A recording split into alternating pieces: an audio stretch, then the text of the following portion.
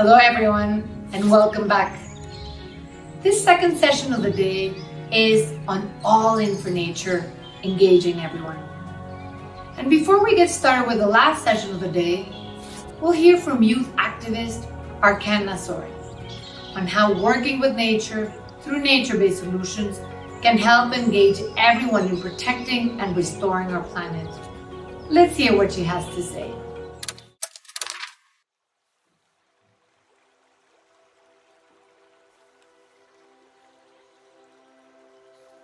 I'm Archana Soreng from India. I belong to Khariya tribe. My grandfather was a pioneer of community-led forest protection practices. He was of the firm believer that we should have a sustainable relationship with nature.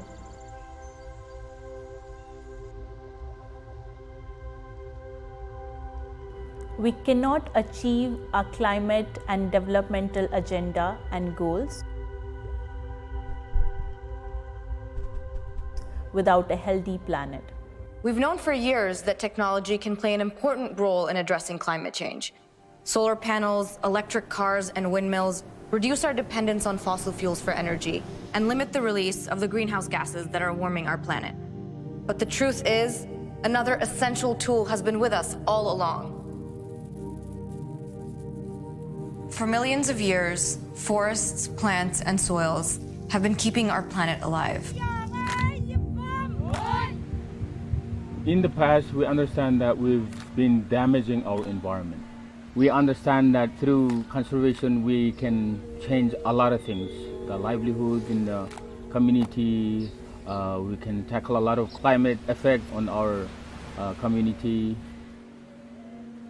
The protection of mangroves means the protection from storm surges and protection of our food source. If we succeed all the projects that we've been working for, when we come here we have enough to consume. We maintain our own resources and teach it to our children and then live in a better environment, clean environment.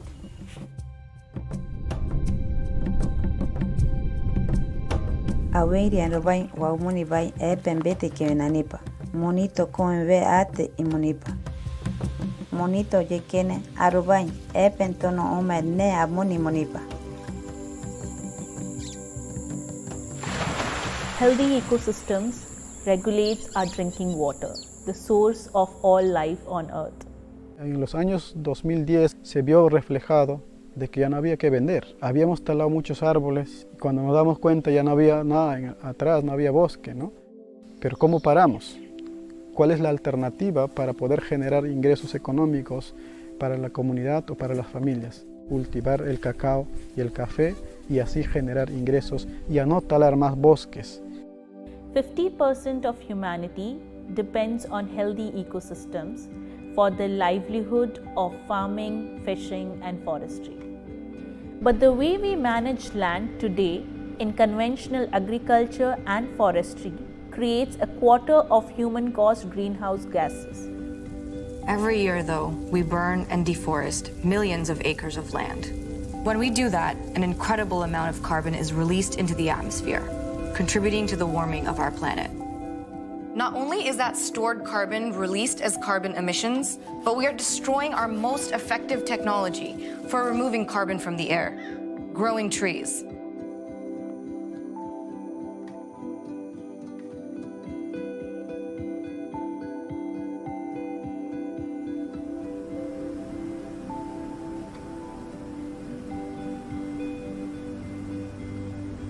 Nature is essential for capturing carbon from the atmosphere. But because of human impacts, many areas of forests that were once carbon sinks are now becoming carbon sources.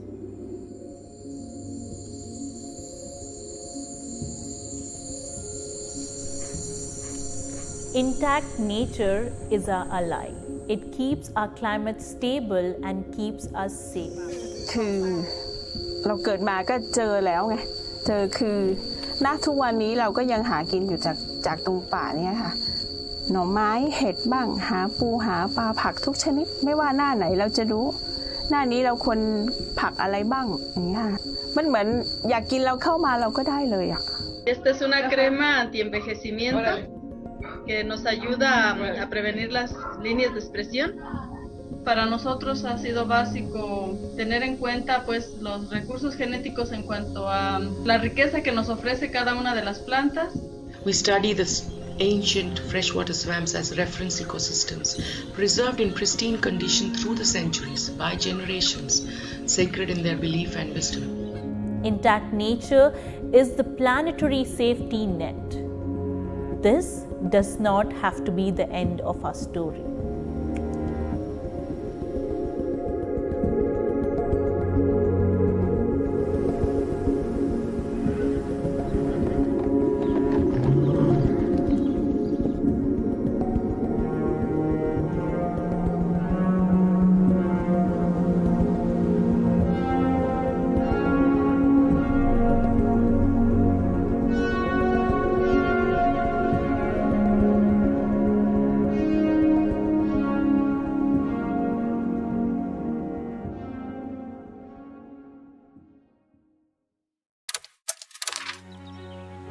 Welcome back. We know that data, especially spatial data, can be a powerful tool when it comes to understanding our spatial priorities on taking action on nature.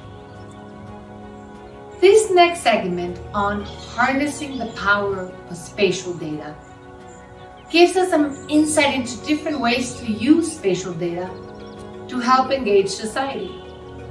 Let's get started.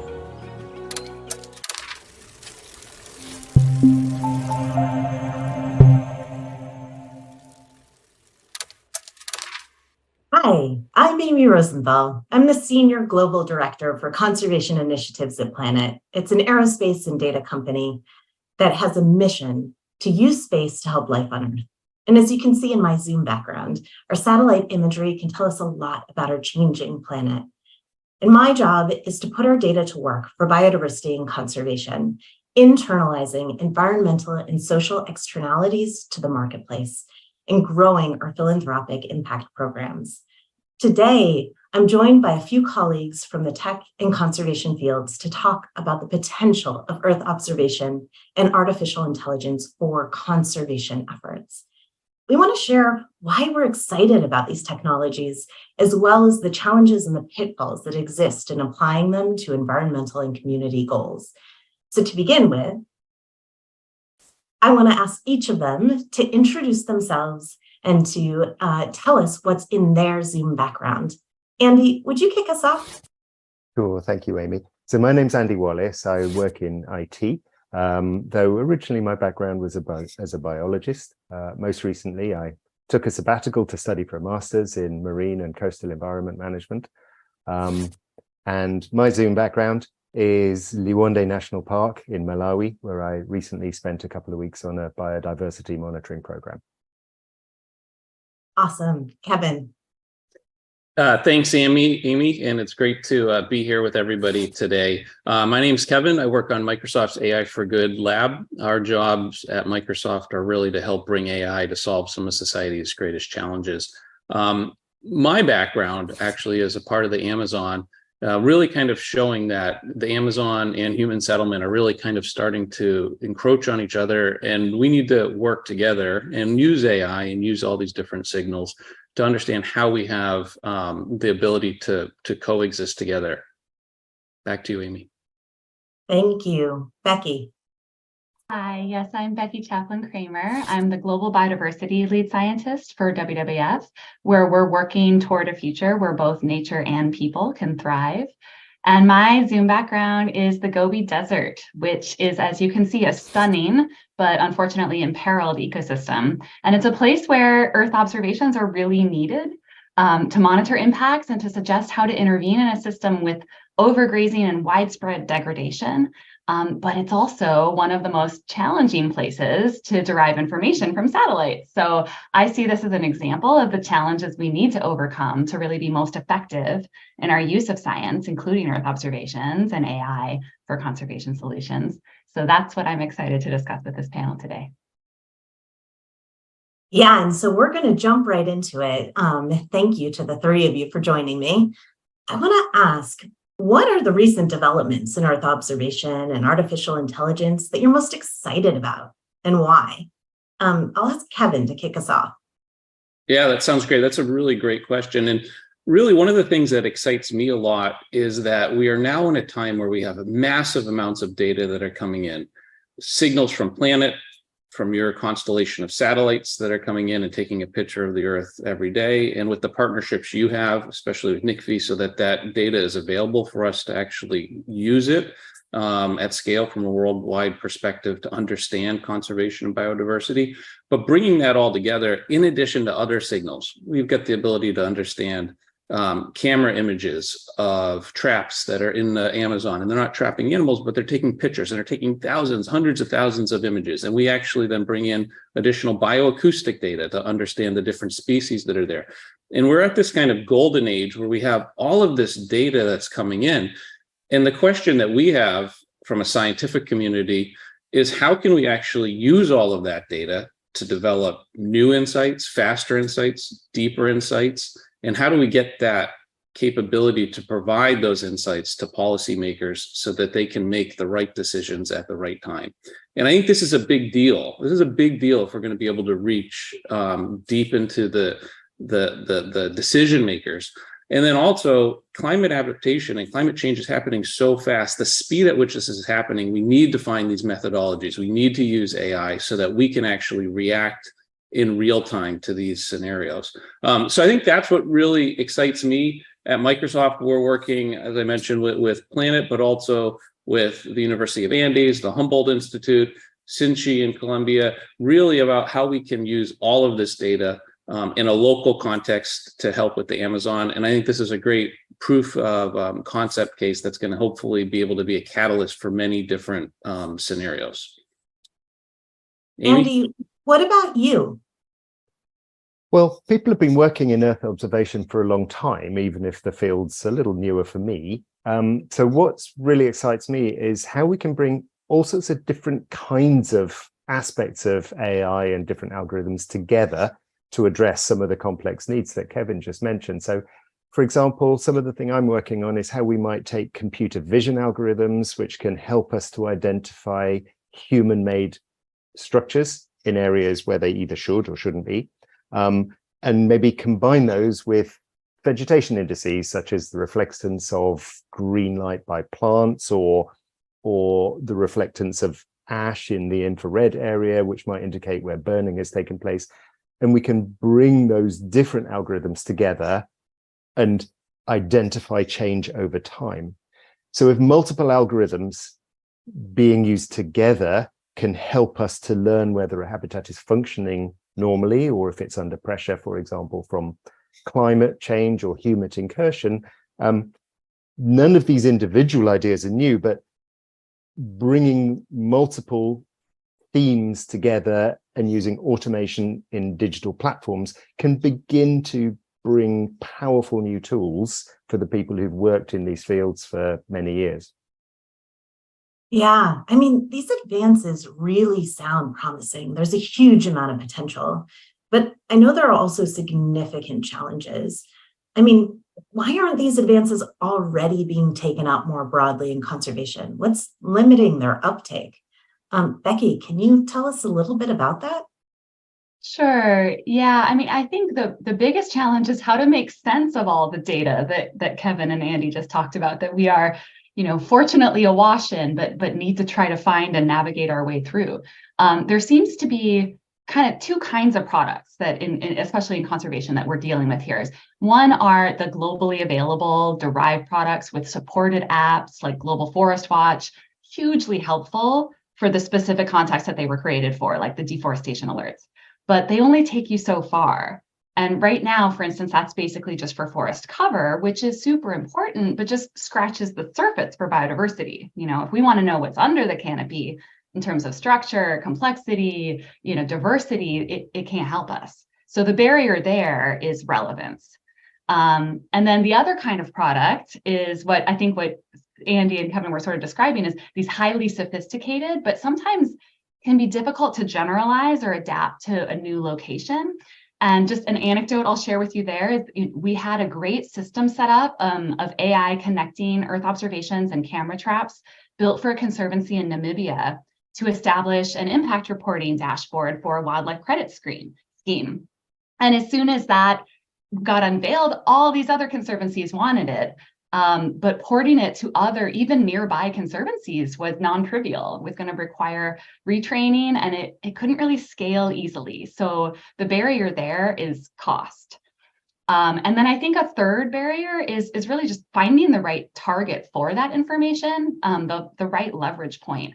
And a story I'll share there is, Map Biomas had created a great system for deforestation alerts, which I heard was sort of getting stuck in Brazil with the judges. It was sitting on the desk and just piling up on the desk of judges and going nowhere. So they changed their target to banks that were a lot more proactive in pressuring absentee farmers to show up and put out a fire on their property, for instance. And so whose incentive is it to align with that information, I think is a really important consideration. Yeah, those are great points. I mean, how can we provide the meaningful data to the right folks and do it in a way that is cost effective for what we need in conservation? I wonder what kinds of challenges you're finding, Andy. So I mentioned in my introduction that I had the good fortune to spend some time recently in Malawi working alongside some fantastic conservation workers, learning about monitoring biodiversity and tracking radio-collared animals. And sometimes it actually turns out that some of the older technologies are more reliable. So for example, a VHF radio collar might work for considerably longer than a more modern GPS-enabled collar. And some of the latter were being attached to the larger animals because they're heavier, and then maybe needing a battery change every 6 months or maybe failing completely. And actually, if the better technologies might result in an animal getting darted more frequently, that's probably a stress that it can live without. So one of the things I'm wondering about is whether these amazing new technologies are actually really convenient for people in the field, as Becky alluded to, and also when we think about tracking data and whether it's on the ground data, such as camera traps that Kevin mentioned, and bioacoustic monitors and radio collars. Maybe when we think about bringing that data together with Earth observation, we need also to think about the experience of the users on the ground. I mean, mostly humans, but we shouldn't forget the animals as well. And so beginning to think of how technology will be used and who by seems to me a really good way of bringing some sense to some of that complexity. Yeah, I appreciate those points. Like design with the user in mind is important for all of these elements we're talking about today. So with that in mind, I wanted to ask, what does it look like when it works? When you bring this potential to overcome those challenges and can produce real insights in conservation on the ground? What does it take to overcome those challenges? Kevin, I wonder if you could give us a sense with the kinds of examples you were describing earlier. Yeah, and I think Andy and Becky really kind of hit the nail on the head when we talk about when it works. I think we're lowering the cost for researchers and policymakers. I mean, I think we have a lot of data at our fingertips now, and I love the point that Andy just made around we have existing technology also. So what we have is we have a lot of complementary work. We've got these collars. We've got from, that's been around for a long time, with VHF signals all the way to the new constellation of satellites. And when it works, again, I think we're talking about a problem that is so large and it's so complex, and we need to find ways to start affecting change at scale. And I do think that's where AI will come into play, even with the older signals, bringing those in, but just having a researcher being able to sit there and sift over 300,000 images of a camera trap. I mean, that takes days and days and days, sometimes months. But to be able to have AI come in and sift through that really quickly and say, hey, here's 90% that's interesting, but here's 10% that's very interesting. This is probably what you're looking for. Now go focus in this area. And giving us the ability to scale our impact and our ability to really dig in and start finding those insights. So I think that's kind of one of the areas when it works. I also think, to the point of having all of these different Earth observation and existing signals, one of the things we think about is now there's that three-pronged approach to, at least within the Amazon, where we were looking at deforestation, and we can use satellite imagery for that. There's the camera traps, there's the bioacoustics. And again, like what I feel like is when this comes together and it works, is we're using all of those together to really get a holistic view of the world, a holistic view of that environment, but also doing it in a way. And one of the principles we have in our lab is to be able to scale by building out these ML algorithms that we then are going to start testing and refining in multiple different scenarios. So Becky pointed out, yes, when you take a picture and you train an algorithm on a specific part of the Amazon, like we need that to work for the whole Amazon. And so that's kind of, we start small, think big, start small, scale fast. That's kind of like a principle that we have, but that has to be there in order for us to scale. So I guess that would be my feedback on what it looks like when it works. It's lower cost, and we've got better insights into policymakers and researchers. Yeah, I really appreciate that point. And I think many of our viewers will too, that we have existing technologies that we're building from. It's not just moving away and only toward the new, and that we also have a lot of deep local knowledge and insights. Becky spoke about the communities that are on the ground that want to add to their store of knowledge with regular monitoring and information. And I think that's something we don't want to be lost. And so that's always a part of what works in conservation. Those examples definitely give me some hope. I wonder, Becky, if you could also share what it looks like when this works. Yeah, I think it's helpful to me to kind of go back to basics of knowledge is most likely to be used if it's credible, legitimate, and salient, right? So Andy and Kevin are already working on credibility. That's great. We got that in the bag. Legitimacy is, we have to have a good process and understanding, and we're talking about that co-design, that co-production. And hopefully, if you have that kind of a legitimate process, of course, it will be salient. It will be relevant to what you're doing. But in that, it's relevant to the decisions that people are making. But those decisions and the uses of knowledge in those decisions, I think this is an underappreciated point. It can be instrumental, conceptual, or strategic. And I think scientists like to think about how information they generate can be used instrumentally to make a specific decision about how I'm going to do this in this location. But actually, what I've seen is strategic and conceptual uses of knowledge are a lot more common in decision making, and we need to be able to produce information that can assist with those needs. And so an example I'll use for that is INVEST, the integrated valuation of ecosystem services and trade-off that the Natural Capital Project produces, a suite of ecosystem service tools to help people understand where areas are most important. I think we built that in a very instrumental way, expecting that it would be used to plan exact locations of work.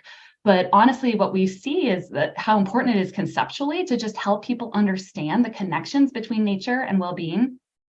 We have a project right now in the Sustainable Infrastructure Program in Asia, in Indonesia and the Philippines, that's looking at how to prepare climate resilient infrastructure and how to understand the nature that that infrastructure might depend on. And we thought that, we went in thinking we might be helping them assess roads and what they could do with that.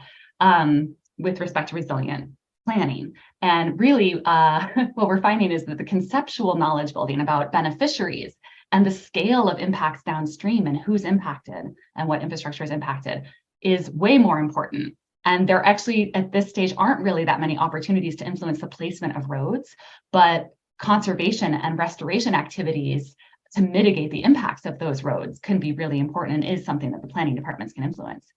Another example that I'll share is actually from here in Mongolia, which is it's a disequilibrium system. It's super erratic.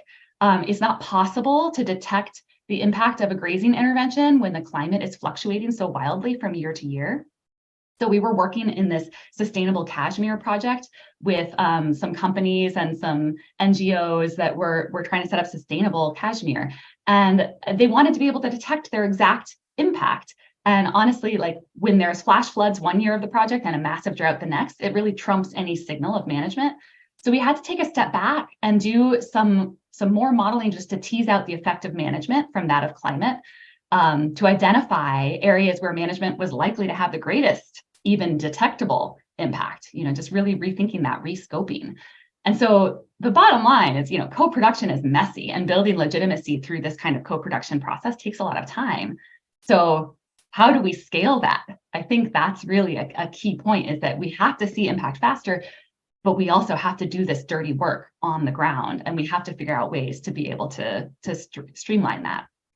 And so I'll just, in my last couple moments, I just want to put in a plug for this new network that we're building called Convey, which is the collaborative network for valuing Earth information, which is actually designed to think exactly about that question of how do we make this information more relevant? What are the values, plural, of Earth observations to society, and how can we measure them beyond monetary value, values for justice and for decision processes and for psychological well-being. So ultimately, we want to build two things: a new understanding of the role that Earth observations can play in decision-making, especially in making it more transparent, democratic, and inclusive, and a strong community of practice around Earth observations that's expanding how researchers think about the impact of their work and their collaborations.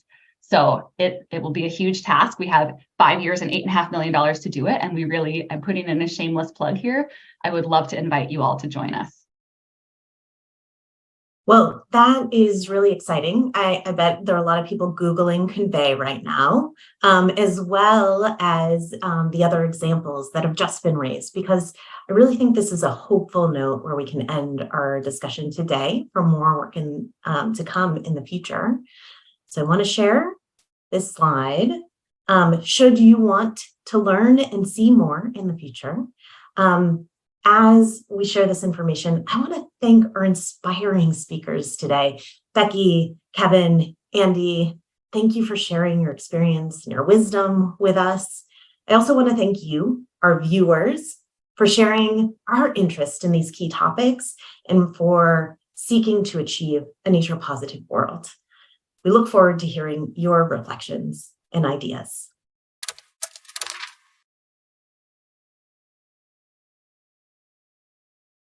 Hi, everybody. My name is Max, and I'm coming to you today on behalf of Planet, also known as Planet Labs PBC, to talk to you about essential biodiversity variables and new capabilities to analyze them from space.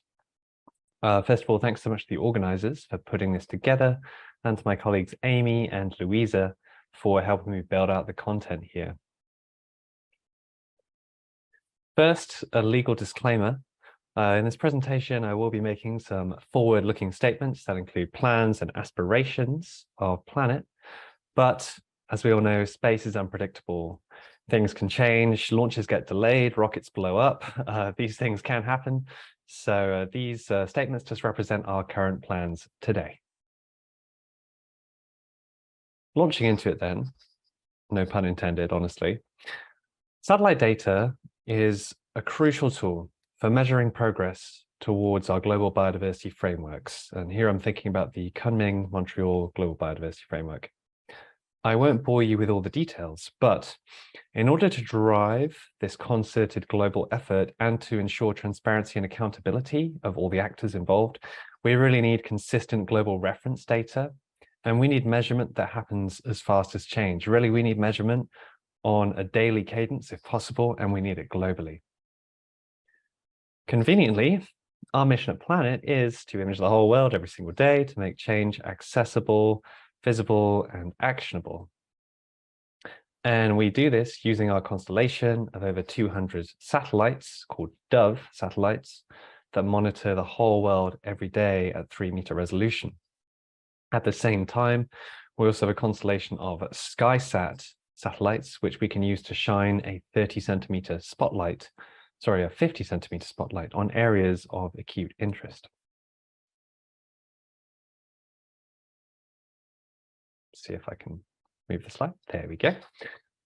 And these capabilities have been up there for a while. We've been gathering data for years, but we're still learning ourselves how this global daily data set can help solve challenges in biodiversity. We believe that we can help measure some of the essential biodiversity variables, or EBVs, and we're working very hard to bring this concept from research to operations. I'm going to focus today specifically on forests.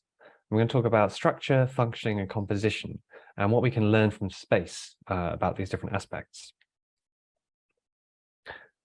Planet fairly recently acquired Salo Sciences, a world-leading company that has transformed our data, Planet's data, into tree-scale forest analytics for the whole world.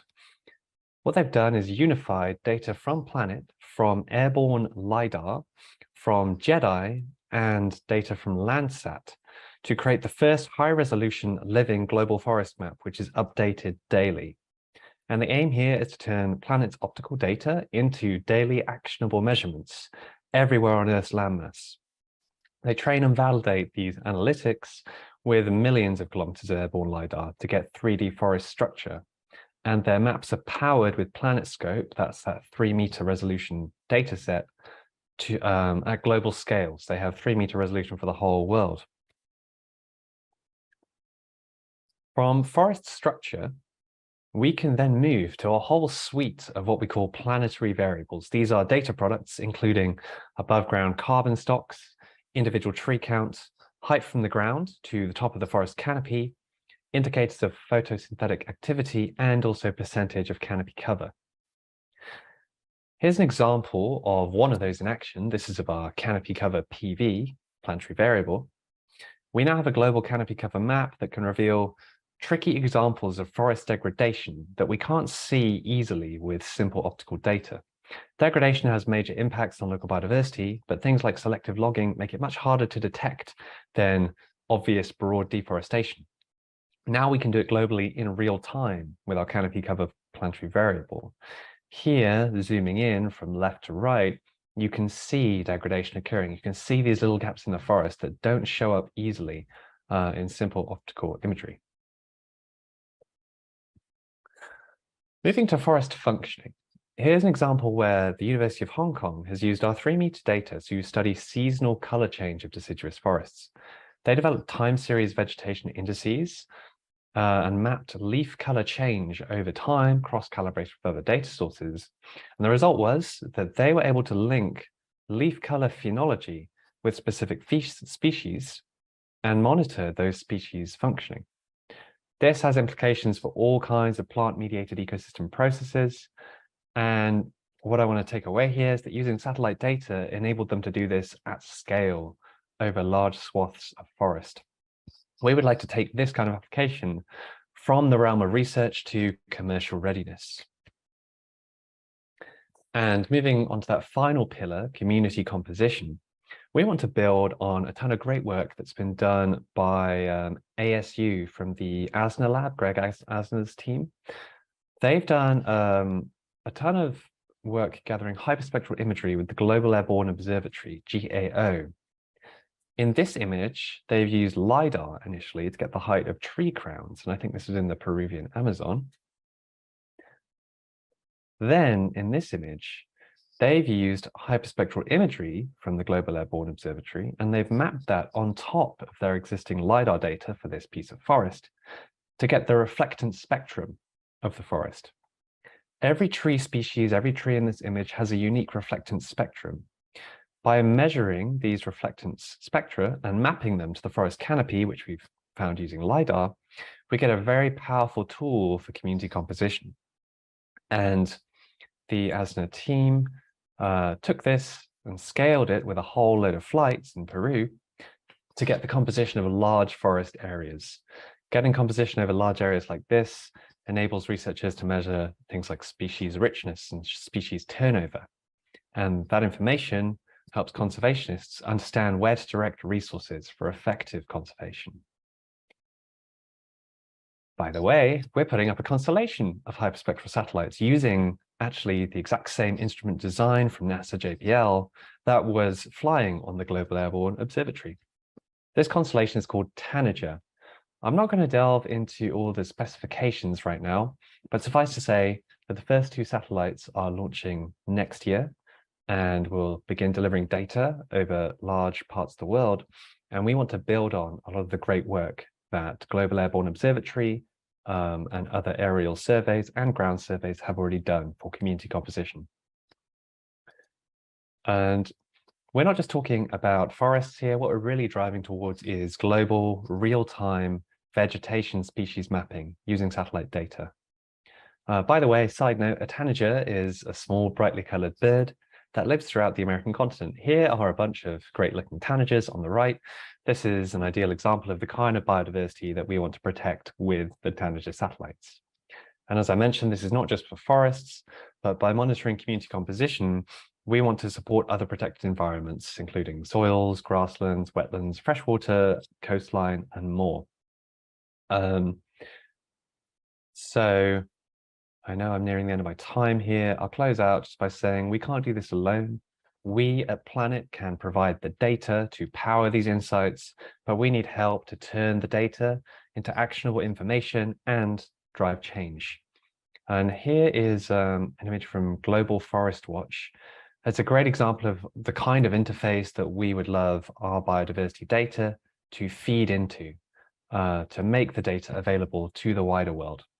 We really need sources of information that are powerful and accessible to align all of humanity and many decision makers.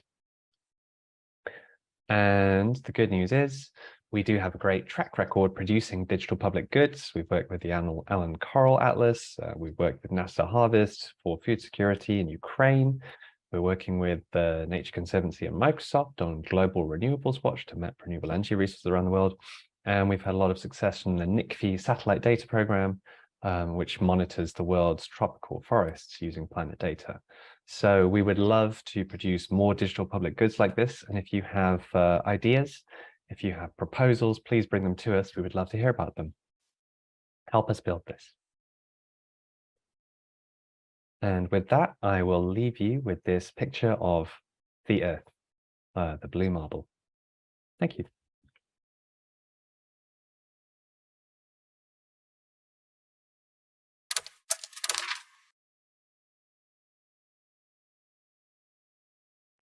Hello and welcome to this discussion on the topic of how collaboration drives impact.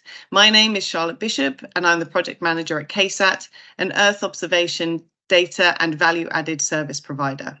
And I'm joined today by Louisa from the Planet team who works with us directly on this programme. KSAT with partners Planet, represented by Louisa, and Airbus lead the NICFI satellite data programme, which was established in 2020 and initiated and funded by the Norwegian Ministry of Climate and Environment through NICFI. The purpose of the programme is to reduce and reverse tropical forest deforestation through comprehensive access to high-resolution satellite imagery across the tropical forest regions and removing barriers to access such as cost and complex licensing. This session aims to explore the role of collaboration in forestry and biodiversity domains and how convergence across sectors is driving change to achieve more impactful results. In parallel, the discussion also expects to explore the obstacles that may still remain and how programmes such as the NICFI Satellite Data Programme have helped to improve and drive impact in ways not previously identified. It is my pleasure to be joined here today by three excellent speakers. We have Marco Tulio Garcia, a GIS specialist for the Deforestation Free Supply Chains team at Aid Environment. The team supports civil society, governments, companies, journalists, and the financial sector with actionable information to eliminate commodity-driven deforestation in tropical forests. His main tasks include the identification and monitoring of environmental risks linked to the soy and cattle supply chains in Brazil, as well as collaboration with other teams looking at palm oil and pulp and paper sector in Southeast Asia. We also have Alexander Watson. He is an environmental entrepreneur and CEO of Open Forests, which was founded in 2011. Together with his co-founders, they created Explorer.land, a map-based platform that serves as a bridge between nature-based projects and funders. It provides a unique and dynamic way of presenting these projects, telling their stories through geolocated narratives, photos, and videos on top of an interactive map. The platform leverages advanced remote sensing applications, providing an immersive experience to its users. And finally, we have Diana Mostracci Sanchez. She is the founder of Space for Innovation and the International Strategic Liaison for the Geo-Indigenous Alliance. Her research and advocacy focuses on the integration of Indigenous and local knowledge with space technologies to empower social change initiatives. She's previously worked for the Group on Earth Observations Secretariat, the European Space Agency, Oxford University, and also NASA's JPL. Diana, Alexander, Marco, welcome. Thank you so much for joining us today for this discussion. And I'm going to start with a question to you all to kick off this session. And the question I have is, how do you see collaboration driving impact in your sector? And Marco, I'll come to you first. Thanks a lot.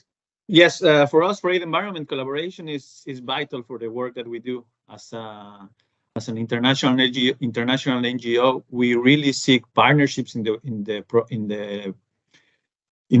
countries that we work. So, for example, building those relationships with local organizations in Brazil, for example, with our work in soy and beef, building these relationships to share data, to share knowledge, to share insight, to corroborate what we find remotely. It's very important for us. But apart from those local organizations, we see collaboration with different stakeholders, the same vital for the work that we have been doing so far. For example, this Planet program, that it's a collaboration between governmental organizations, for service providers, for NGOs like us. You know, that's a data set that it's also vital for the evidence that we use in our reports. Once let's say the insights and the research is done, we have also collaborations with campaigners, with journalists to make public all these insights that we have found. So again, these collaborations that make our work visible to others. Additionally, and lately, we've been working a lot with law firms, which is new it's a different stakeholders that we have been engaging. Law firms that are now engaging and taking action on those companies that are involved in environmental malpractices. So that's another collaboration that we see that it's very impactful for the goal that we want to reach, which is reducing pressure on tropical forests. So again, since the beginning of building the project or implementation or making it public, it's vital for us to have these connections and collaborations with these different stakeholders around the world. Thanks, Marco. And yeah, I think that really touches on the key point there of building those relationships and working together for the same common purpose, common goal. So yeah, that's fantastic. Alexander, moving to you. Yeah, so what is driving impact through collaboration? That's the question. So from what I perceive in the sector is that there's not sufficient collaboration yet. So there's still a little bit of a gatekeeper mentality, and different groups are still working in silos. So, but I also see some nice developments in the, let's say more from a technical view. So I see a democratizing of access to data like NICFI, so that super valuable recent data is accessible to a wide stakeholder group. So that's a positive sign. And I also see a lot of activities where organizations trying to bring data together so that the data is not in silos, so to bring data in one place and making it accessible there. And our own approach of supporting collaboration is that we try to bring all actors, the organizations and the projects onto one map. So first of all, that the sector itself get a sensing of what's going on, but also that new stakeholders from the industry, from governments, get an overview of what's going on in the sector. because without seeing, without recognizing the other one, there's no way for collaboration. Great, yeah, and I think you touched on some really important points there about the silos that we have that still exist, and I think we'll touch on that as part of this discussion as well. Like, where are those obstacles that still remain, and how can we improve on that? And Deanna, before we move on to the next question, how do you see collaboration driving impact in the Indigenous communities that you're working with? Thank you so much, Charlotte. So the G-Indigenous Alliance is the only Indigenous-led alliance advocating for the access and use of Earth observation data at the UN level. And for us, collaboration is really at the core of the work that we do. And I want to take this opportunity to highlight the collaboration we've had recently with NICFI, which comprised the organization of focused roundtable discussions that brought together different Indigenous communities and stakeholders. These sessions became really platforms for sharing knowledge, fostering dialogue, and crafting strategic plans for the G-Indigenous Alliance. And through these discussions, we collectively identified common needs, laying the groundwork for innovative challenges for our future Indigenous hackathons. We also launched, together with NICFI, a comprehensive survey on the access and use of Earth observation data for Indigenous communities, and which yielded insightful findings. First, there was a clear demand for training and capacity building in Earth observation data, highlighting a strong desire by Indigenous communities to develop expertise in this really vital area. Additionally, there was also a pressing need to improve the access to reliable high-resolution data, and this is especially crucial for informed decision-making and sustainable practices within Indigenous communities. And the survey also emphasized the importance of daily access to high-resolution images, especially for monitoring isolated territories. And this highlights the challenges that Indigenous peoples face in accessing data. And these findings provide a practical roadmap for focused intervention for the Indigenous Alliance, and addressing these identified needs will be vital in enabling Indigenous communities to effectively use Earth observation data for sustainable land management and biodiversity conservation. And it also underscores the significance of policy advocacy and capacity building initiatives to ensure fair access to these resources. Thank you. Thank you, Deanna. And I think there's some really interesting points there about the value of data and the importance of data at different levels, perhaps at different frequencies for different groups that each of you as individuals also represent, and what the needs are of the communities that you support or the user networks that you have. And so that's kind of leads really nicely into the question. Some of you have already kind of touched on this a little bit, but the obstacles, we've talked a little bit about the collaboration still being a bit siloed as an obstacle. We've talked a little bit about data access being an obstacle, but are there other obstacles and that still remain that you'd like to kind of expand on a bit further? And are programs like the NICFI Satellite Data Program helping to reduce some of those obstacles, or is there more that could be done to make that process easier, and then of course help to build more collaboration?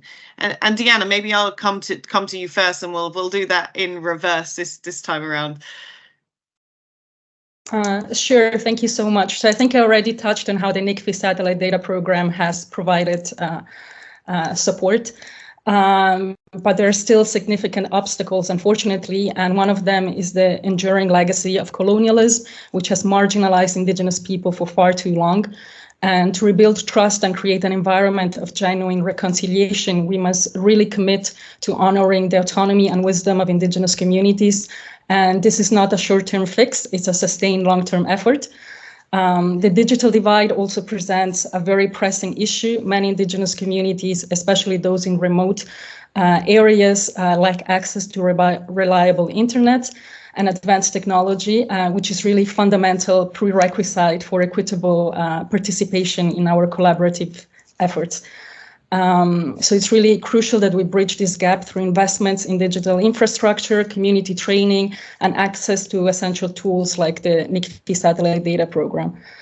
A related challenge is the inadequate allocation of funding to Indigenous communities themselves.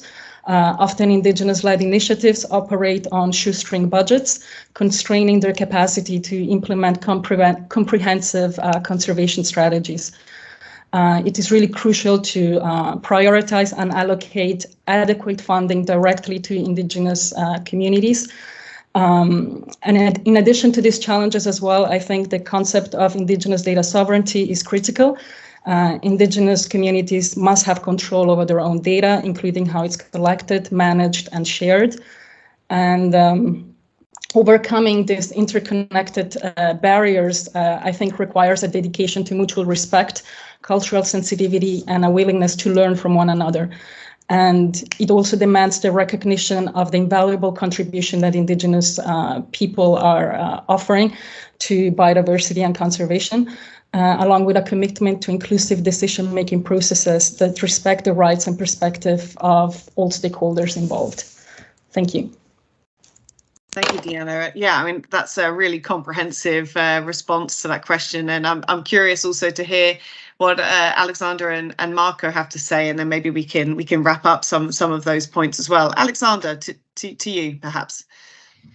Yeah, so my go on this is that basically the capitalistic culture has poisoned to some extent collaboration, because the capitalistic culture is about competition, and I really see how this competition really has infiltrated the sector. So there's a strong competition between governments for funds, there's strong competition between NGOs for funds, and of course for companies. And yeah, this could of course lead to the problems that we have today. And I think the NICFI program is interesting because it basically wiped out the competition around the sources of data for a moment, and allow every stakeholder to have an equal access to this kind of information, which helps also cross-sectoral collaboration. And I think the problems we have today are so complex that we cannot address and solve them with competitive solutions. So I believe that if we can foster collaboration, it could also help to solve cross-sectoral challenges, and maybe can also become an advantage for those who are collaborating, and might create a new paradigm in comparison to the old competitive model of capitalism. Very interesting points, and yeah, I agree that there's definitely a lot that we can learn from these more collaborative spaces, and it's great to hear that the purpose of the NICFI Satellite Data Program has allowed exactly what it was intended to do, to bring people together and to allow that fair access, breaking down some of those challenge areas in the past. Marco, to you before we touch on some final points. Yeah. I think it adds to what Alexander and Diana said. It's within the same line of the point I want to make. It's the resource constraints. Alexander and Diana touched upon this already, but I also see it as an obstacle to collaboration. We see it sometimes when we have an idea that want to develop with either local stakeholders or other international NGOs. The idea is there and the willing is there, but as within the NGO realm, we work through funds, right? So then get access to those funds, send the application. That takes time and requires, this capacity and time that is needed for this. So I think this specific point of starting a project, this is a sort of an obstacle that with work it can be worked out, but And then on the implementation, it's indeed, programs like the Planet and NICFI really help on reducing these constraints on NGOs that don't have maybe the money that companies have to get access to high quality data. So yeah, I think this is that's the point that I wanted to touch that was already before touched by both of the panelists. No, thank you, Marco. And in some ways, it's good that there is this similarity in the responses, because I think it also shows that across sector these obstacles are the same, and that how can we actually work together to remove these obstacles, and what do we have to do to make this better and make this fairer? And I guess we have time, I think, for perhaps some short remarks on that topic. Are there ways that you see in the sectors that you work, or cross-sector, or ideas that you've seen in other sectors perhaps, where you could see how we could improve upon and remove these obstacles? Are there other things we can be doing? I mean, we've used NICFI satellite data program as an example here, but there may be other programs now or in the future that could also do the same thing. And I guess that would be the kind of takeaway points here. What more could we do, and how do we go about that? Alexander, I'll come to you first.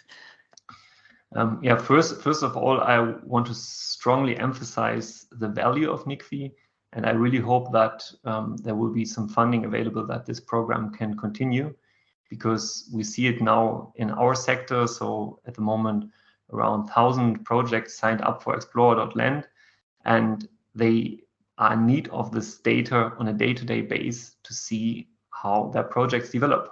So just for themselves, for the project management, but also for the funders who give money to these projects. And this geo-transparency is of high value to create the trust and unleash the necessary fundings for these projects.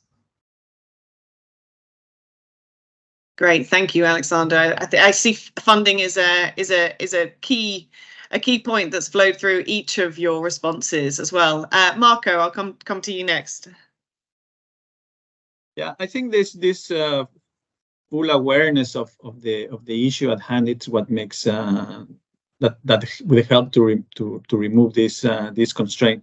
But collaborating and building the network within the sector that we're working, building these consortiums to go for access to funds. We see that's a really good point of either governments or foundations, or everyone that has these funds for environmental projects. It's much stronger when it comes with a strong consortium. Local NGOs, international NGOs sometimes make this public with journalist campaigners. So again, this collaboration indeed is what will make this point stronger and maybe reduce this strain that it's there. Yeah, thank you, Marco. And Deanna. I think both Alexander and Marco touched on the pressing topic of resources. I think for us it's also very important to have strong allies, so that they can join us in advocating for closing the digital divide and including Indigenous peoples in all matters that affect them, and the development of technology as well. I think that's a great point, and I think particularly given the different groups that you represent, it's interesting that there will naturally be different needs of the different communities, and trying to comprehensively cover those needs as much as possible is not such an easy task, but of course is really the value that comes from collaborating and bringing together the consortiums, as Marco was saying, supporting programs like NICFI and others that are designed to be as open as possible and reduce or remove some of those barriers that have existed in the past.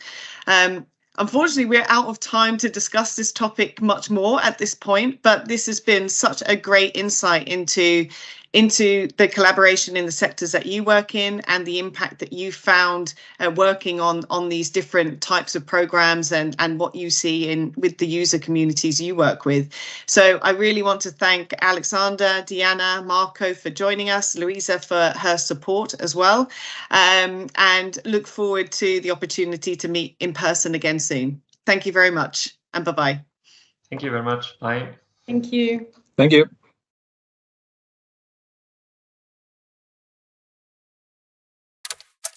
Hi, I'm Jameson Irvin with the United Nations Development Program. 5 years ago, UNDP launched the UN Biodiversity Lab together with the World Conservation Monitoring Center and the Secretariat of the Convention on Biological Diversity. Our aim was to support governments in their commitments to fulfilling the goals of the Convention on biological diversity by providing spatial data at the intersection of nature, climate, and sustainable development. Since then, we've had over 150,000 visitors from more than 150 countries using the UN Biodiversity Lab. Together, we've helped governments and nonprofit organizations all around the world make better decisions by accessing and using critical data layers. Over the next few years, we will continue to provide the world's most accurate data layers, building on the more than 400 data layers that already exist. We will develop new tools that enable governments to access data and to gain valuable new insight. And we will ensure that governments have the precise data they need to deliver on the ambitious goals of the Kunming-Montreal Global Biodiversity Framework. As we celebrate the 5-year anniversary of the UN Biodiversity Lab, we look forward to continually improving the user experience and to making sure that we put data and insight on nature, climate, and sustainable development right where it belongs, into the hands of planners and decision makers all over the world.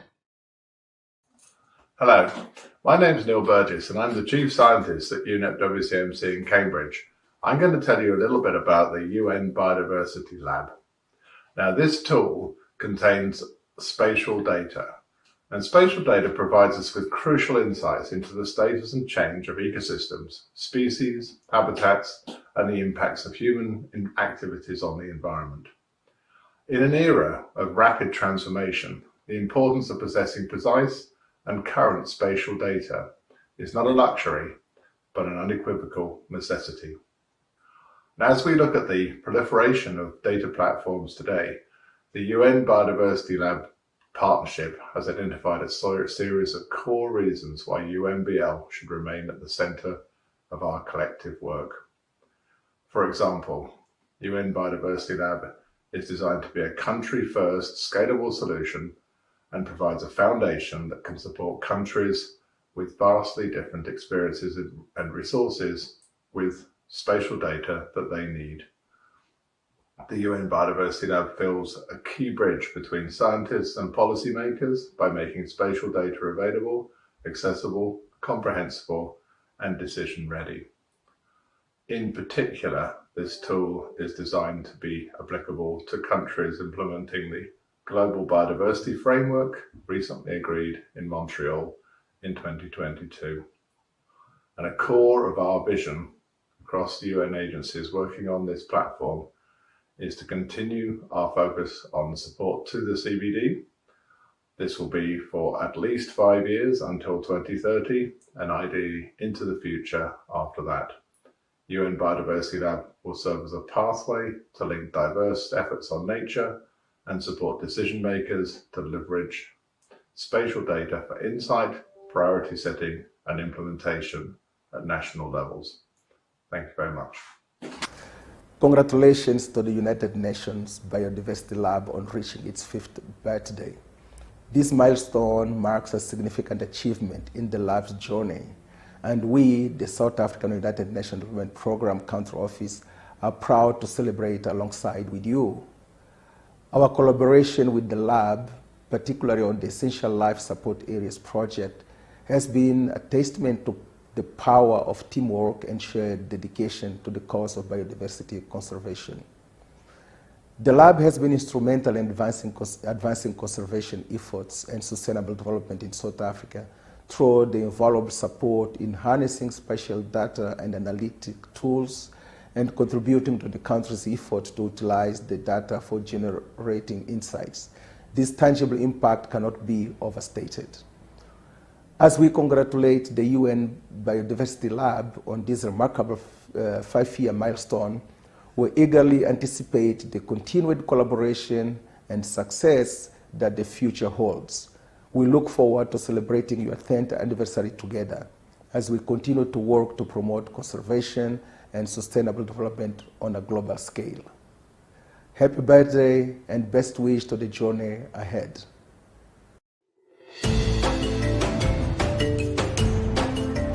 And Asuba, my name is Naiku Parate, a project officer at National Maasai Conservancy. United Nations Biodiversity Lab has created invaluable support to Nature Life by helping us create a map for our conservancy. It has encouraged young Maasai people to learn new skills and also to embrace more on digital solutions. We intend to refine the mapping of Nature Life and the neighboring conservancy and use it in conservation, ongoing research, and also on fundraising. We will continue to explore more on the platform and use to monitor the effectiveness of our unique model of conservation. UNBL, thank you for your support and happy 5th anniversary. Asholeng.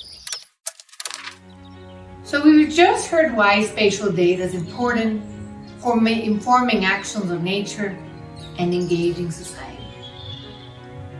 This next segment looks at why monitoring progress.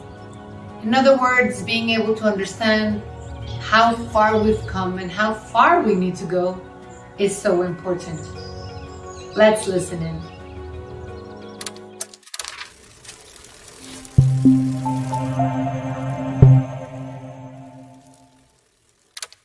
My name is Benjamin Barca. I've been at Naturemetrics for about 4 years, and I head up the conservation team. I'm a conservation biologist by training, working in the field for about 10 years, chasing critters and studying species and leading biodiversity surveys using traditional methods. And I joined Naturemetrics to bring this perception and understanding of what is happening in the field and sort of bring the new technology to the forefront of the conservation and the NGO sector.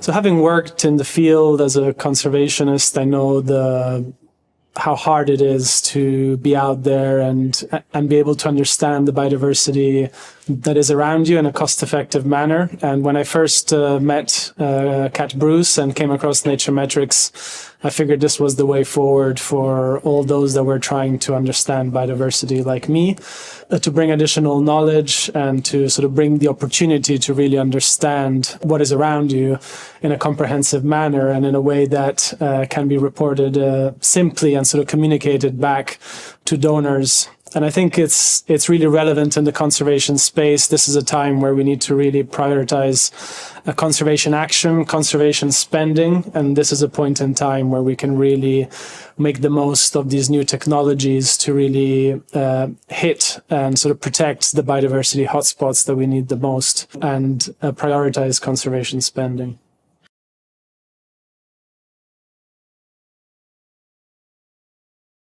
Governments are very willing to understand what is happening to biodiversity in their countries, to promote protected areas and biodiversity conservation, but they're lacking the tools to do this cost effectively. What we're trying to do is we're trying to promote the use of new technology to support and reach international biodiversity targets, such as the Global Biodiversity Framework, by using these tools to really understand what is happening at a national and at a landscape level, and to help and support the achievement of these targets going forward.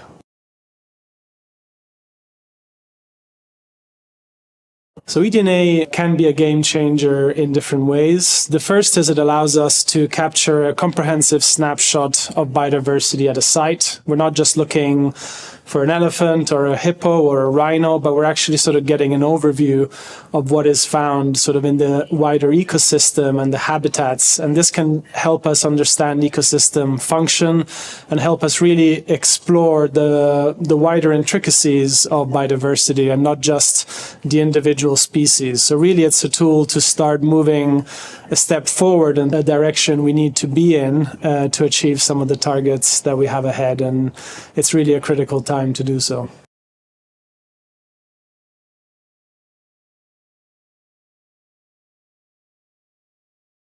So nature-based solutions come at a very important time. They must not make the same mistake that happened in the carbon markets. They have to be accountable, they have to be transparent, and they have to show impact. this is where we can really support the understanding of impact on the ground and the achievement of key targets for biodiversity, for communities, and for wider nature and ecosystems. So I believe that MBS has the potential to move forward, but it needs to embrace some of the new technology and some of the new opportunity in terms of nature intelligence to really understand where they will be going in the next 5 or 10 years and not make the same mistakes as the carbon markets. Every day, birds and insects fly around us, but we often forget they spend much time in the atmosphere, at high altitudes, and during the night, in places and at times we cannot see. The GLOBAM project scientists developed an innovative method to study airspace, this important but often overlooked habitat for biodiversity. They used large networks of weather radars from Europe and the US to identify and measure the biological activities of birds and insects far into the atmosphere. They found out that up to 5 billion birds migrate at night over the US every year. To put this into perspective, it is as if 2/3 of humans were moving over an area under the cover of darkness. They also observed incredibly large movements of over 80 million birds and trillions of insects flying over Europe on some nights. That's more than 1,000 times the number of people alive today. In an increasingly crowded airspace, full of buildings, aircrafts, light, noise, and chemicals, understanding these movements becomes essential. To ensure safe air travel, we must know where and when birds are aloft. Besides, wind and other vital renewable energy sources can impact and be impacted by the presence of avifauna. GLOBAM demonstrated that by developing models telling us where and when large numbers of birds occur, we could issue warnings to avoid human, wildlife, and economic losses from collisions with them. We could reduce our impact on them because despite birds and insects being a key part of global biodiversity, they keep on showing alarming declines all over the world. GLOBAM also revealed that meteorological radars can do much more than monitor the weather. They can be our ever-present eyes as large-scale biodiversity monitoring system, which is an invaluable opportunity to study and deepen our knowledge of all life forms occupying the airspace.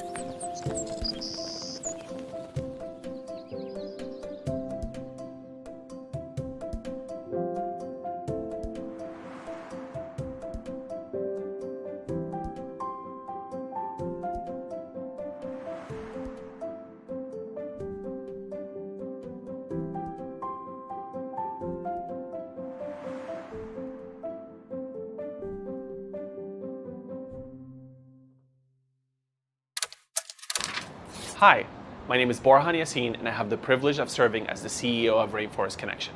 Today, I want to share with you the story of our organization, our mission, and the innovative technology we use to make a significant impact on global conservation efforts. Rainforest Connection is more than just an organization.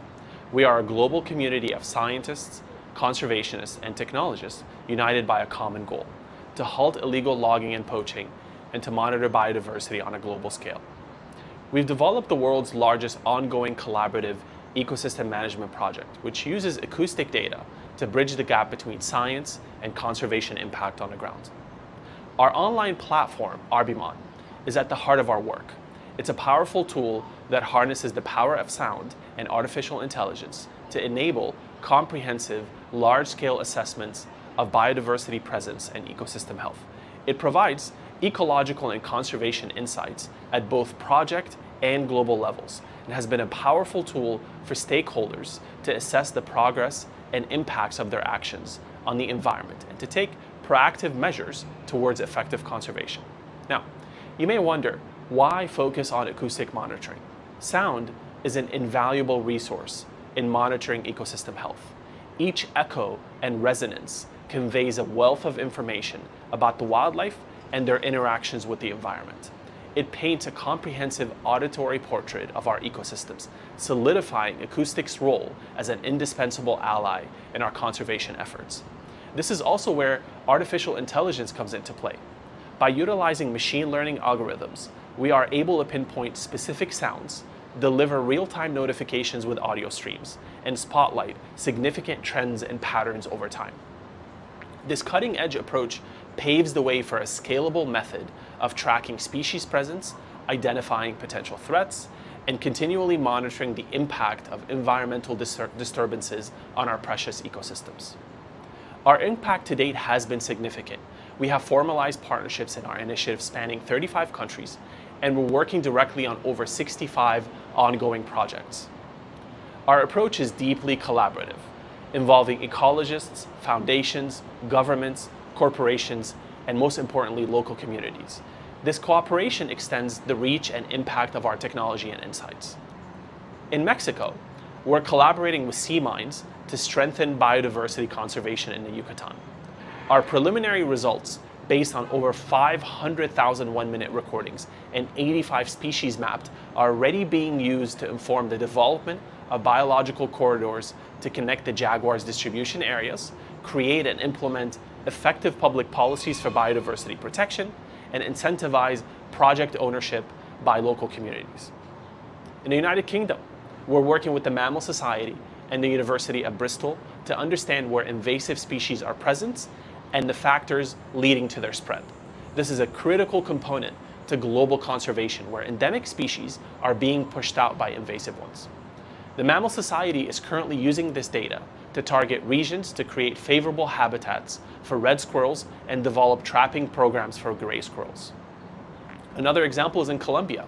We've established partnerships with the Humboldt Institute and the Fundación Biodiversa Colombia, working closely with the federal government to develop national biodiversity targets that will guide federal investments.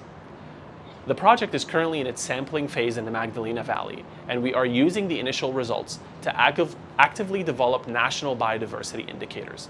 These indicators will help assess the effectiveness of protected areas, evaluate management practices, and identify critical areas that need to be conserved. But our work does not stop there. We are constantly innovating, constantly pushing the boundaries of what's possible. We are automating holistic ecosystem assessments and providing access to tools to support research and conservation.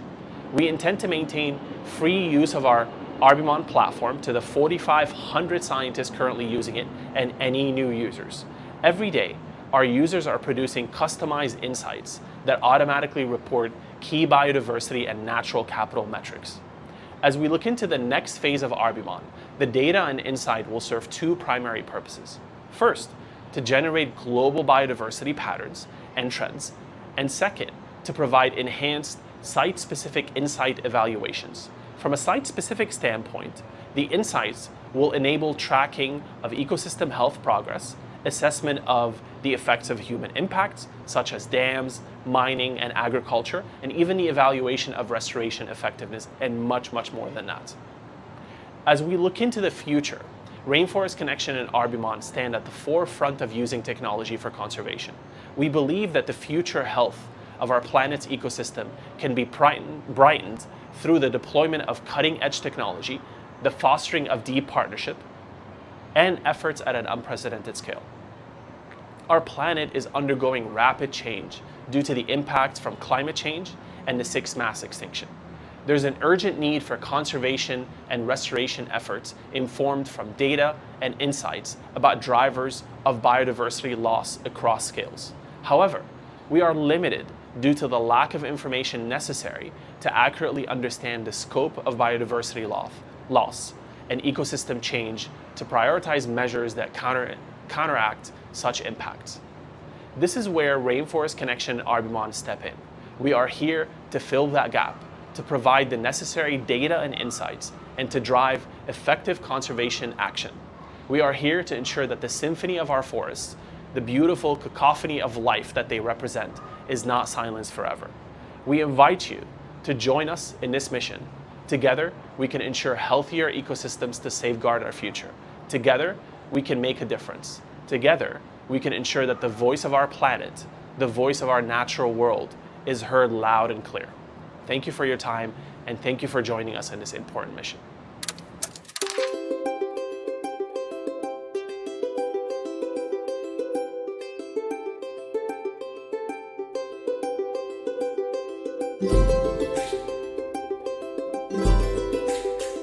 are in the territory of the Chilca community in the Pitumarca district, Canchis province, at about 3 hours drive from Cusco City.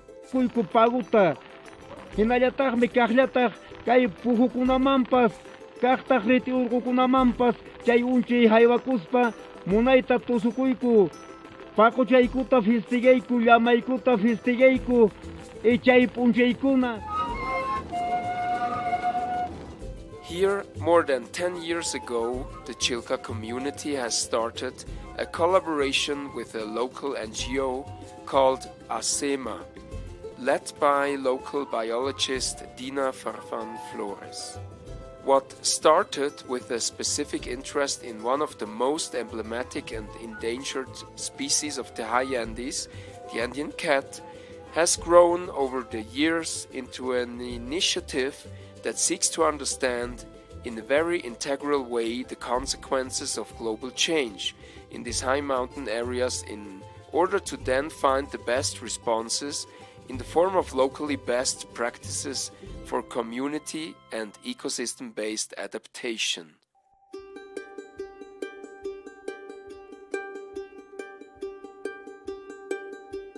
According to the most recent studies, the impacts of climate change in the Peruvian Andes have caused the loss of half of the glacier surface between 1985 and 2021. These natural reservoirs are no longer able to store the amount of ice needed to release enough water during the dry season, affecting both agricultural and livestock activities, as well as wildlife.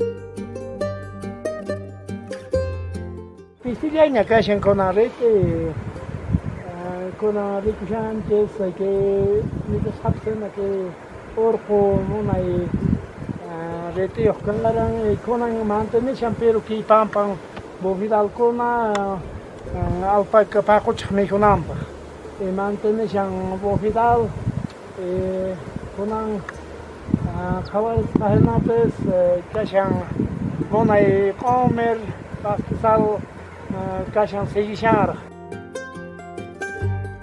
These climatic conditions, which cause the degradation of ecosystems and the services they provide, affect the resilience of rural communities in the Andes.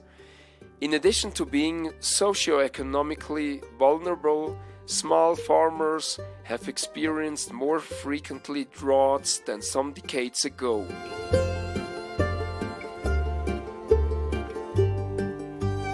The Chilca peasant community is an ancestral pastoral community located southeast of the Ausangate Glacier in the Cusco region. They raise alpacas and llamas for living.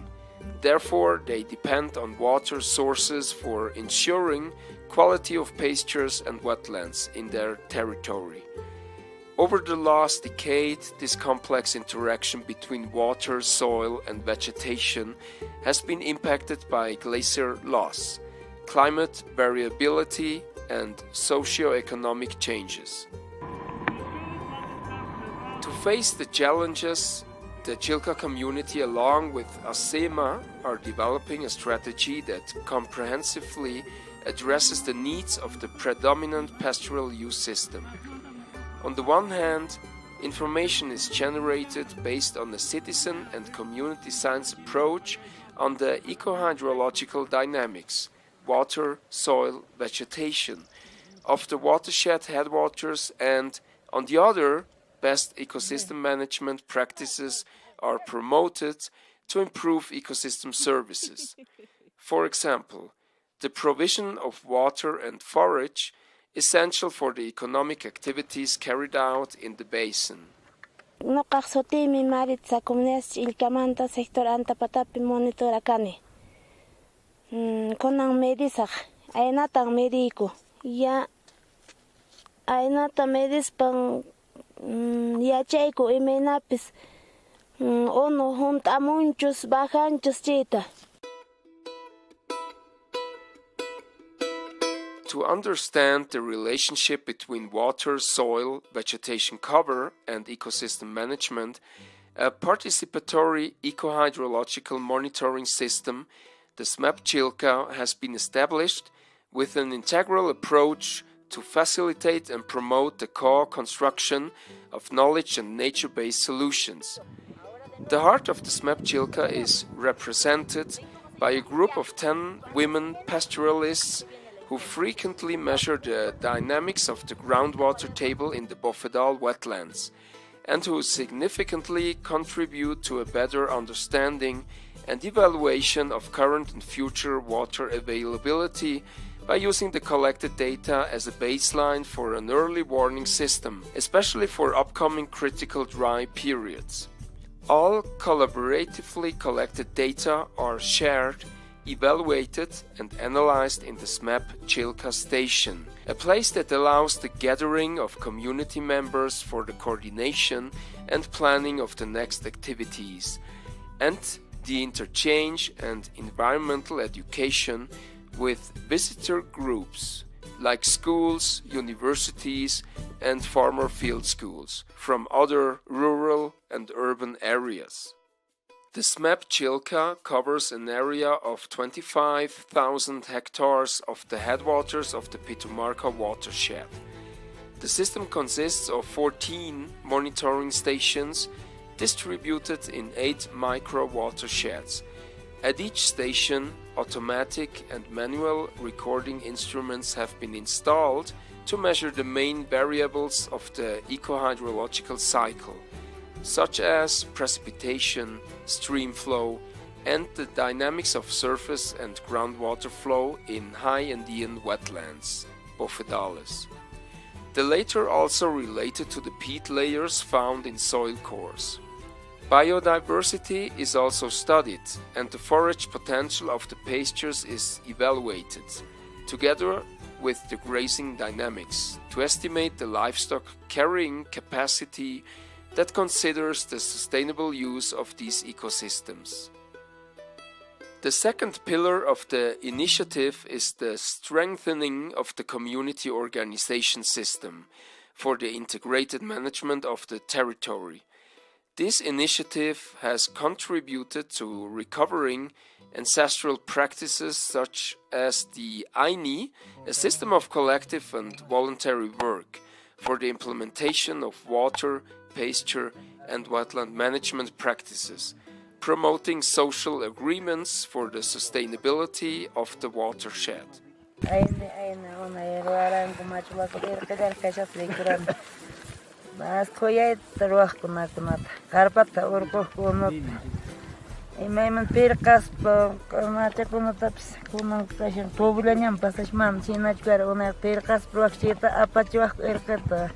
Como vemos este bofedal, es así en cualquier sitio, simplemente es un bofedal y pasteamos, regamos por encima. Y no sabemos realmente qué quiere decir bofedal, ¿no? Entonces, estos días que estaba con ustedes haciendo este trabajo, vi que todos los bofedales tienen sentido. Donde yo tengo en mi bofedal hay agua, pero más adentro no hay agua. O sea, simplemente hasta que donde haya glaciares voy a tener agua.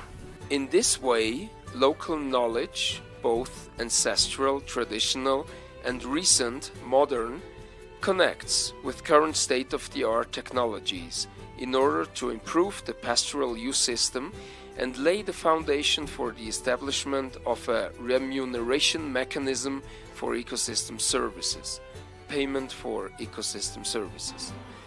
All of this contributes to the sustainable management of more than 7,500 hectares and the improvement of the livelihoods of more than 60 high Andean families.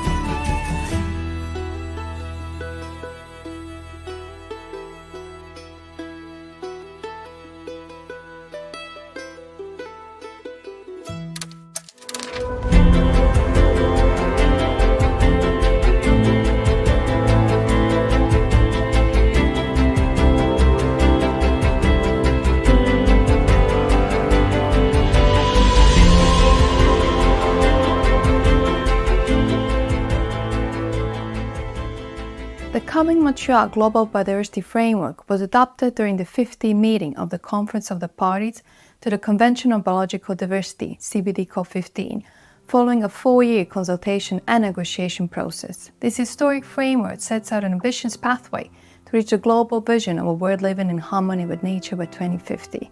Among the framework's key elements are 4 goals for 2050 and 23 targets for 2030. The implementation of the Global Biodiversity Framework will be guided and supported through a comprehensive package of decisions also adopted at CBD COP15. The adoption of the monitoring framework alongside the Global Biodiversity Framework is a huge step forward for transparency and enhanced opportunities for review of collective national implementation. The monitoring framework is composed of a group of indicators for monitoring the implementation of the coming Montreal Global Biodiversity Framework. The indicators will be used to determine collective progress towards the global goals and targets of the Global Biodiversity Framework. They can also be used at a national level to determine progress towards national targets. The monitoring framework includes headline indicators, a set of high-level indicators which capture the overall scope of the goals and targets of the coming Montreal Global Biodiversity Framework to be used for planning and tracking progress. Global-level indicators, collated from binary yes-no responses and national reporting, will provide account of the number of countries having undertaken specific activities. Component indicators, these are optional indicators that together with the headline indicators cover components of the goals and targets of the coming Montreal Global Biodiversity Framework. Complementary indicators, these are also optional indicators for thematic or in-depth analysis of each goal and target. The indicators in the monitoring framework may also be supplemented by additional national and subnational indicators for use at the national level. An indicator can be defined as a measure based on verifiable data that conveys information about more than just itself. This means indicators are purpose dependent, and the interpretation or meaning given to the data depends on the issue of concern. Indicators are essential for monitoring, reviewing, and reporting progress towards the achievement of national targets, such as those set out in the Kunming Montreal Global Biodiversity Framework. In addition, indicators are important for adaptive management. Experience has shown that there are several key factors in determining whether an indicator is taken up and produced over time. This includes the relevance of the indicator to the user's needs, be it for monitoring, reporting, or reviewing. There's also the scientific validity underpinning the indicator, meaning that there's an accepted theory of the relationship between the indicator and its purpose. Indicators should also be based on available data that is also verifiable and reliable so that it can be produced over time. Indicators should also be easily understandable and responsive to change. For more information on indicators, please refer to the Biodiversity Indicator Partnership website, bipindicators.net. The UN Environment Programme World Conservation Monitoring Centre is a specialist centre on biodiversity and nature's contributions to society and the economy. The Centre has worked in support of developing and using biodiversity indicators for more than 40 years and is host to a range of different tools, guidance materials and resources on biodiversity related indicators. Among our online resources is a website that makes available all the metadata for the adopted indicators for the monitoring framework. Our recent work also includes engagement with the Biodiversity Indicators Partnership, the Multidimensional Biodiversity Index, and support for national monitoring systems under GEF Early Action Support. UNEP WCMC hosts the Biodiversity Indicators Partnership, or the BIP. This is a global initiative mandated by the CBD to promote and coordinate the development and delivery of biodiversity indicators. The BIP includes over 70 organisations and experts. The BIP's objectives include supporting the Kunming Montreal Global Biodiversity Framework and other multilateral environmental agreements, as well as assisting with statistics and intergovernmental and developmental processes such as ITBES and SDGs.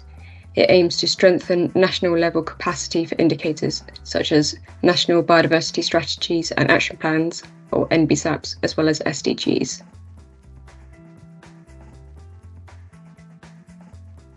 UNEP WCMC has been developing the Target Tracker, an online tool which uses the headline indicators of the Global Monitoring Framework for the coming Montreal Global Biodiversity Framework to visualize progress towards each of the goals and targets, so users will be able to access visualizations of the global progress towards the goals and targets from the Global Biodiversity Framework using headline indicators, nationally disaggregated data from global sources, trends in national indicators provided by parties to the CBD, as well as data gaps in headline indicators to inform capacity building needs, so we can better understand where and which efforts needs prioritizing.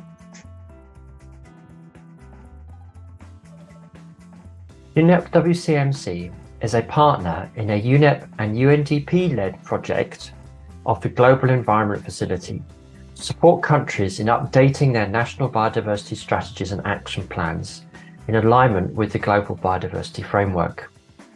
Part of this project is to help countries develop national monitoring system plans so that they have the indicators and information they need to measure their national targets and report on their contributions to the global goals and targets.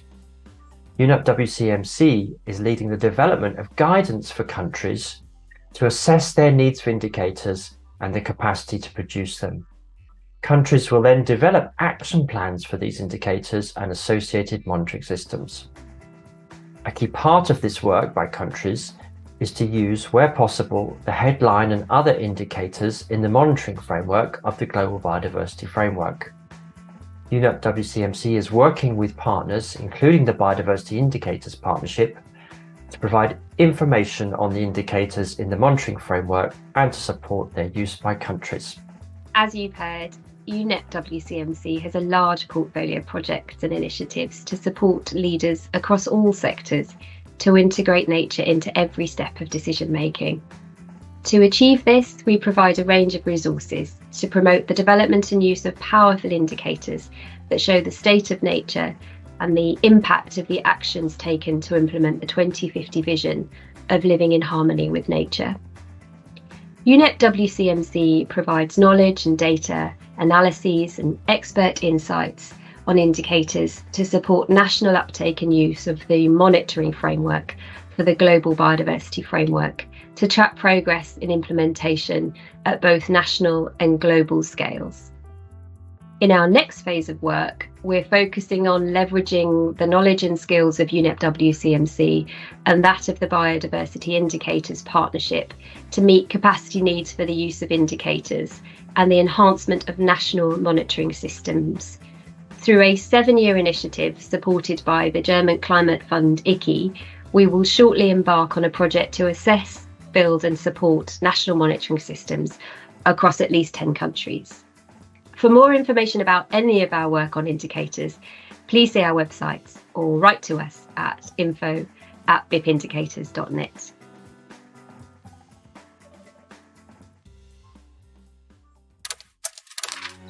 As you all know, engaging society on and for nature means engaging everyone. And there's a saying that women hold up half the sky.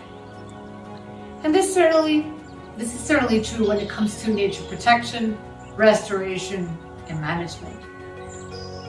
Women play a vital role in taking care of nature. And this next segment shows us some of the different dimensions of gender and nature, and why women are natural leaders when it comes to actions on nature. Let's get started.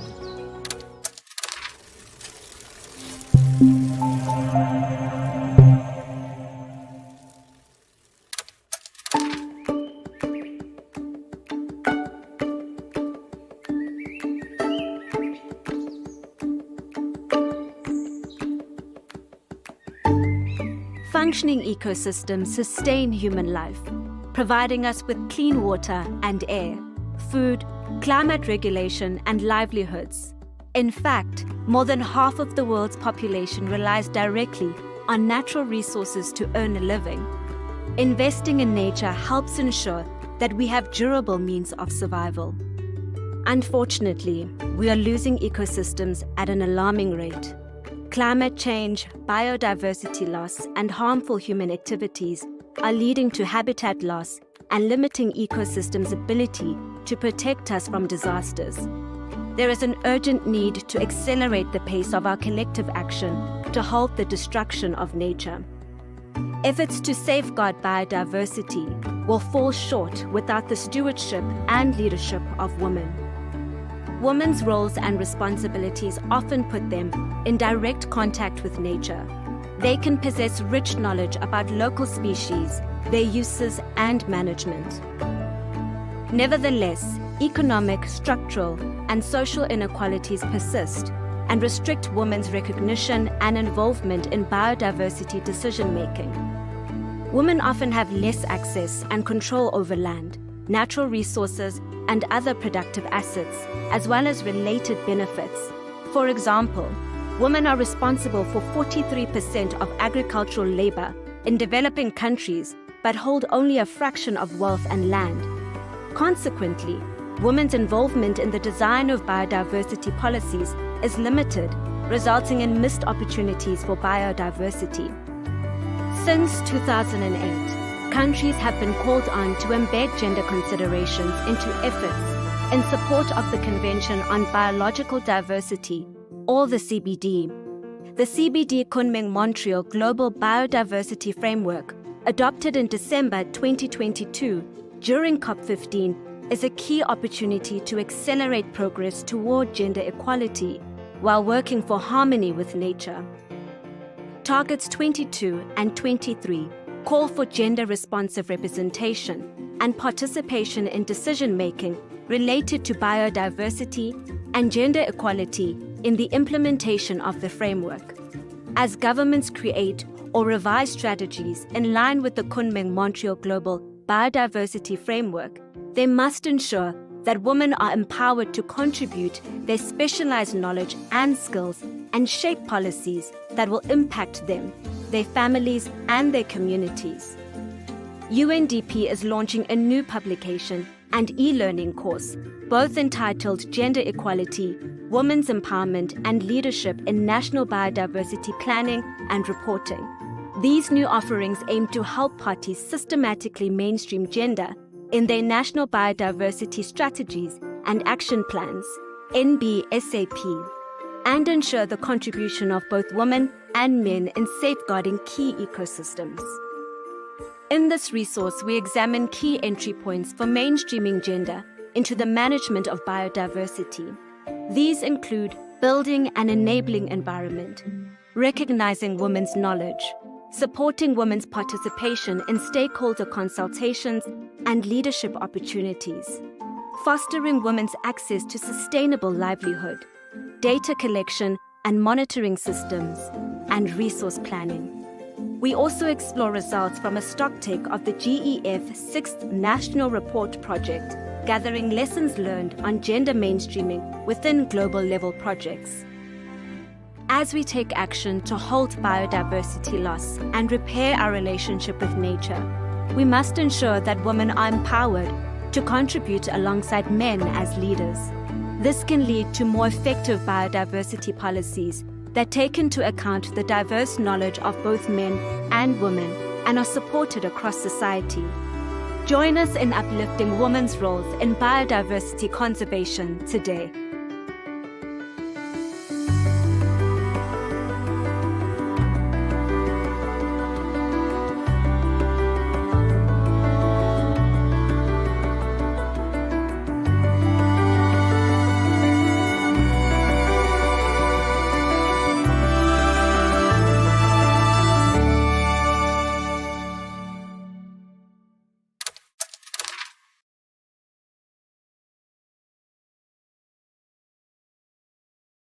Decent work, sustainable use, access to tenure, and access to the sea are key and important for women's well-being all over the world. What I want from the global biodiversity framework is that human rights approach is included, that people, indigenous people and local communities' rights to land are recognized, that the gender plan of action is approved because we have an objective that addresses gender-based violence and the protection of women environmental defenders.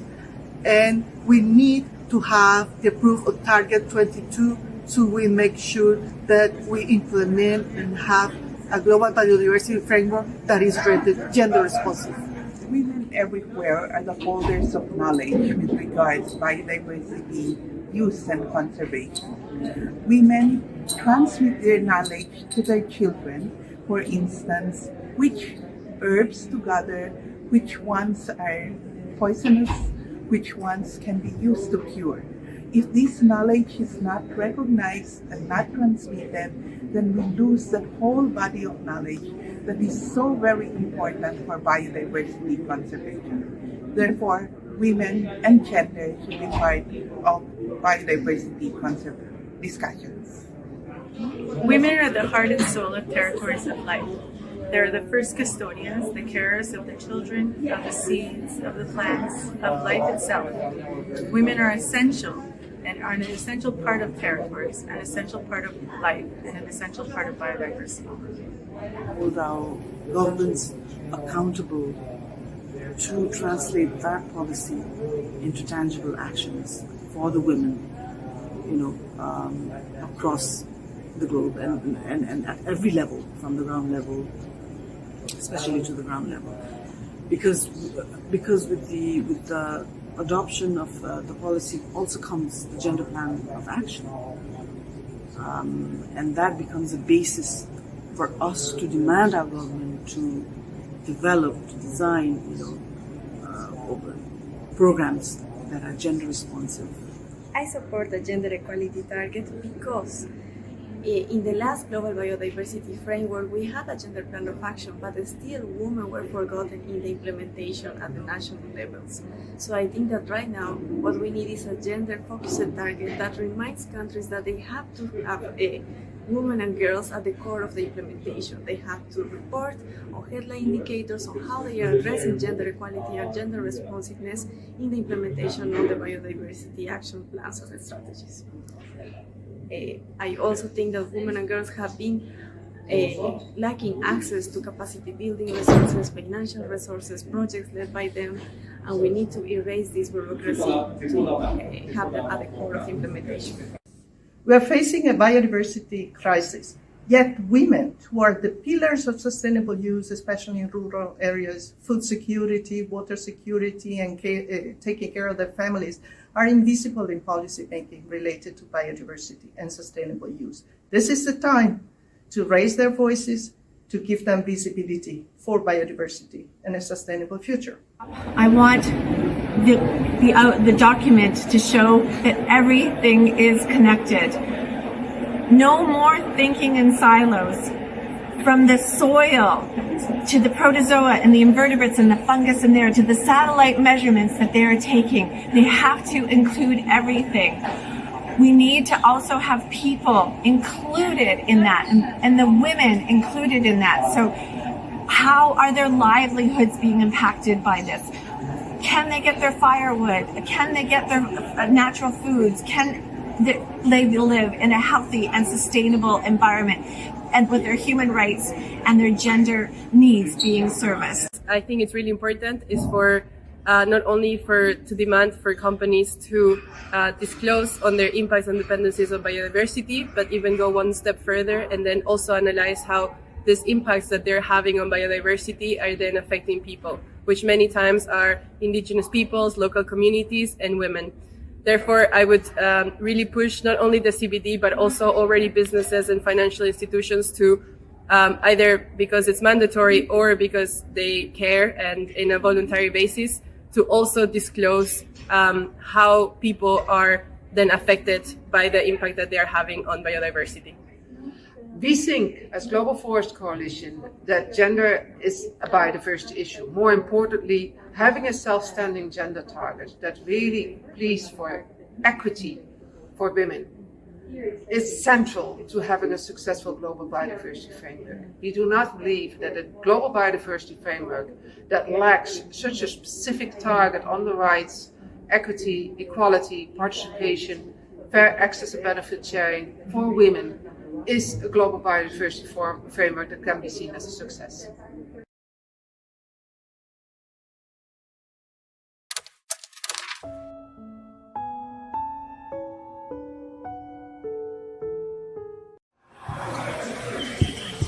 Hello, my name is Galina Angarova and I am an indigenous Buryat from Siberia.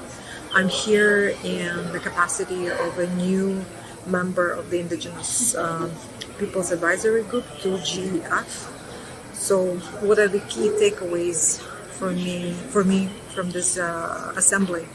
So number one is that I'm really excited about the new level of ambition that has been announced at the General Assembly, that 20% of the new fund, the Global Biodiversity Fund, is going to be dedicated to indigenous peoples and local communities. But I think we really need to walk the walk, not just talk the talk, and to really support indigenous peoples and local communities in conserving and protecting their lands and territories as well as their resources throughout the world, and continue remaining being the main stewards of the biodiversity, of the world's biodiversity. So another takeaway that I came out with was that we as indigenous peoples have our priorities in terms of finance, right? Our asks on how finances should be distributed, and there should be just one modality of direct access. There should be several modalities. As indigenous peoples, we are very diverse, so we believe that the modalities should be diverse, and the Inclusive Conservation Initiative for Indigenous Peoples is just the first step. Well, another takeaway that I came out with was that 54% of all minerals that are being used for the so-called green energy transition are located either on the lands or within very close proximity to the lands of indigenous peoples, and that these places are also the biodiversity hotspots. So there is a direct linkages that if you superimpose those maps of locations of these potential mining sites and biodiversity hotspots, that these mining operations can inflict not only upon the rights of indigenous peoples but also on the wealth of biodiversity in the world. So I think as a global community we really have to pay attention to this growing threat to biological diversity. Thank you. ที่ผ่านมานะคะการทำงานของผู้หญิงก็เจออุปสรรคนะคะโดยเฉพาะที่ดินนะคะที่อยู่อาศัยที่ทำกินนะคะนี่เป็นปัญหาของผู้หญิงแล้วก็มันเป็นข้อท้าทายนะคะที่เราอยากต้องสร้างการเปลี่ยนแปลงตัวนี้นะคะคือเราจะต้องทำให้ที่อยู่ที่กินโดยเฉพาะอาหารที่ทำกินที่ดีทำกินเนี่ยจะต้องเป็นสิ่งที่เราจะต้องแก้ไขแล้วก็จะต้องอยู่กับป่าได้คนจะต้องอยู่กับที่พื้นที่ของตัวเองได้ข้อท้าทายของผู้หญิงชนเผ่าปากเกยอนะคะโดยเฉพาะการเป็นผู้หญิงเนี่ยคือการมีพื้นที่สีเขียวในบริเวณบ้านน่ะคือข้อท้าทายที่เราจะต้องเผชิญนะคะก็คือเกี่ยวกับทรัพยากรเนาะที่ดินอาหารเนี่ยเพราะว่าเราจะต้องพึ่งพาสิ่งเหล่านี้โดยที่เราจะต้องหาทุกวันเนี่ยเราจะต้องให้ครอบครัวเนี่ยได้กินอาหารอิ่มแล้วก็มีอาหารที่เพียงพอน่ะเราจะต้องพึ่งทรัพยากรธรรมชาติดินน้ำป่าเหล่านี้เนี่ยถ้าเมื่อไหร่เรามีปัญหา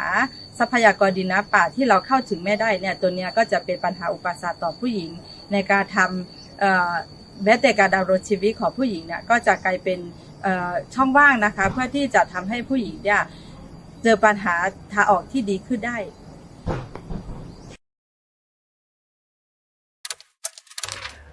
Greetings from Kenya. My name is Nancy Marango from Chemichemi Foundation. The dark side of light.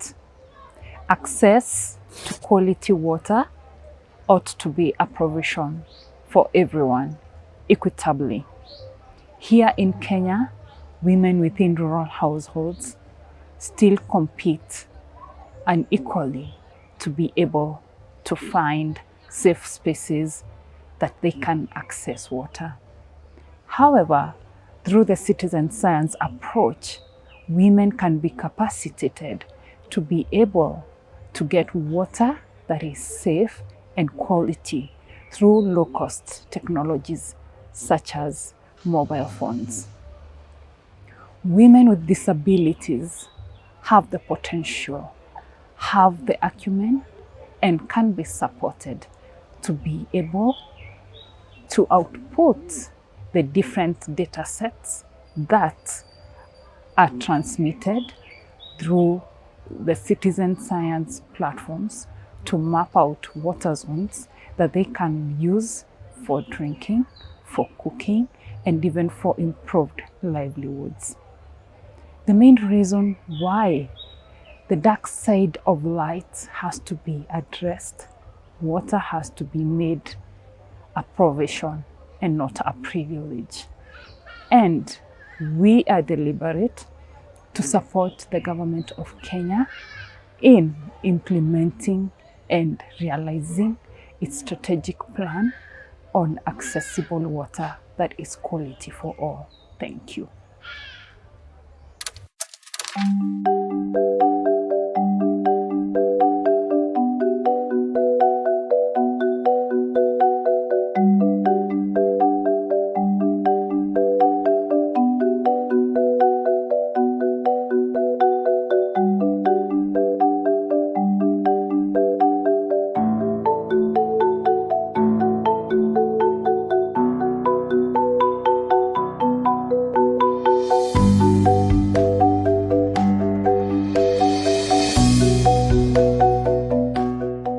El programa que está ejecutando Ecologic juntamente con la Oficina Municipal de Forestal y la Oficina de la Mujer, prácticamente Ecologic ha sido una de las fuentes de la participación de las mujeres tanto en la conservación del medio ambiente.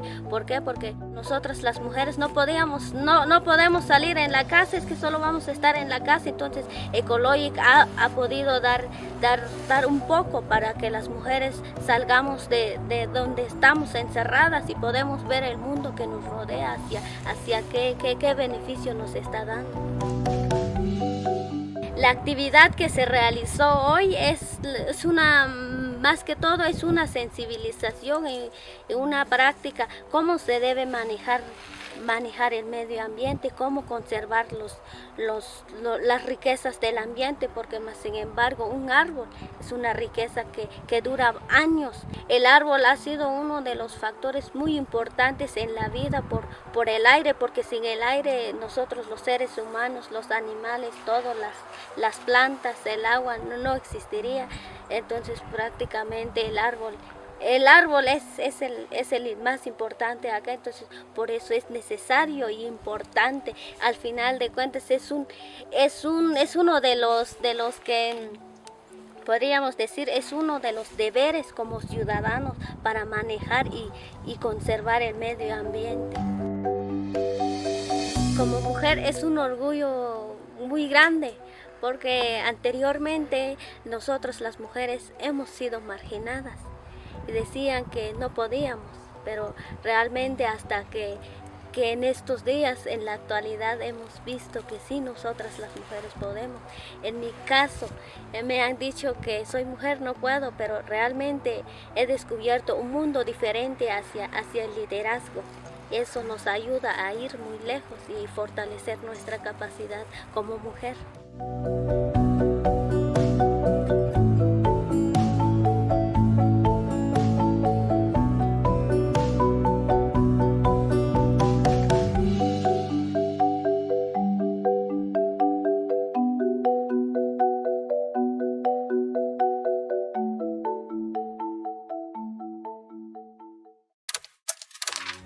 Colleagues and friends, the actions we take on nature in the next decade will affect our planet for many decades to come. And young people, future generations, will be living with these choices for the rest of their lives. Now, this final segment looks at the importance of engaging the future generation of leaders and their actions on nature. Let's listen to what these young leaders have to say.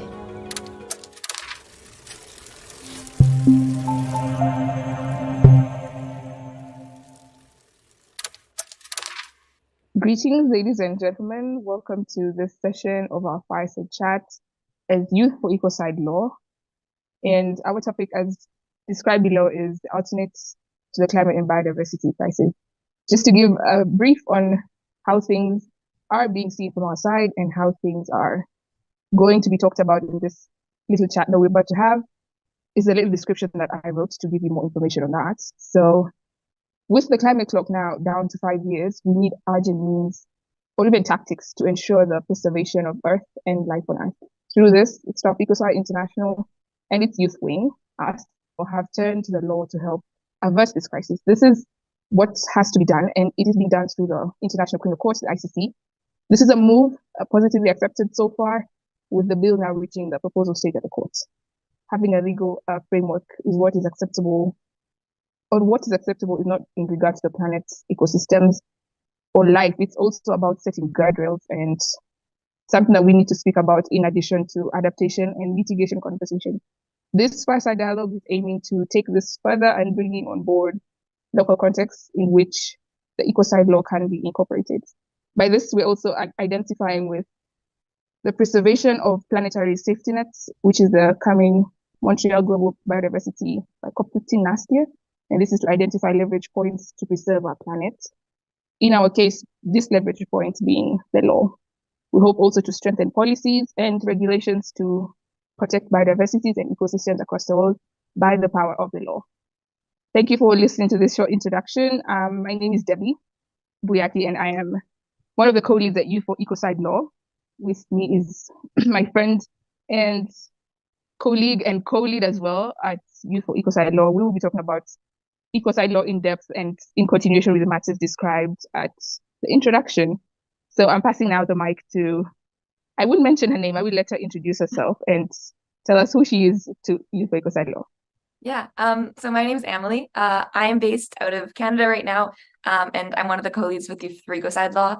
I started working with the group right after it was launched about 1.5 years ago, and so I've been building it out with a bunch of other co-leads for the past couple of years, and we've been trying to expand the network and make sure that youth voice is really represented in the global movement to make ecocide an international crime. All right, that's who she is, and she is the powerhouse. I repeat, she is the powerhouse of Youth for Ecocide Law, as also the co-founder. She just didn't want to take that title, but she is the co-founder of it. And now that we're all mentioning ecocide, and maybe something many people have heard about the term ecocide, and others we will not discriminate or put out.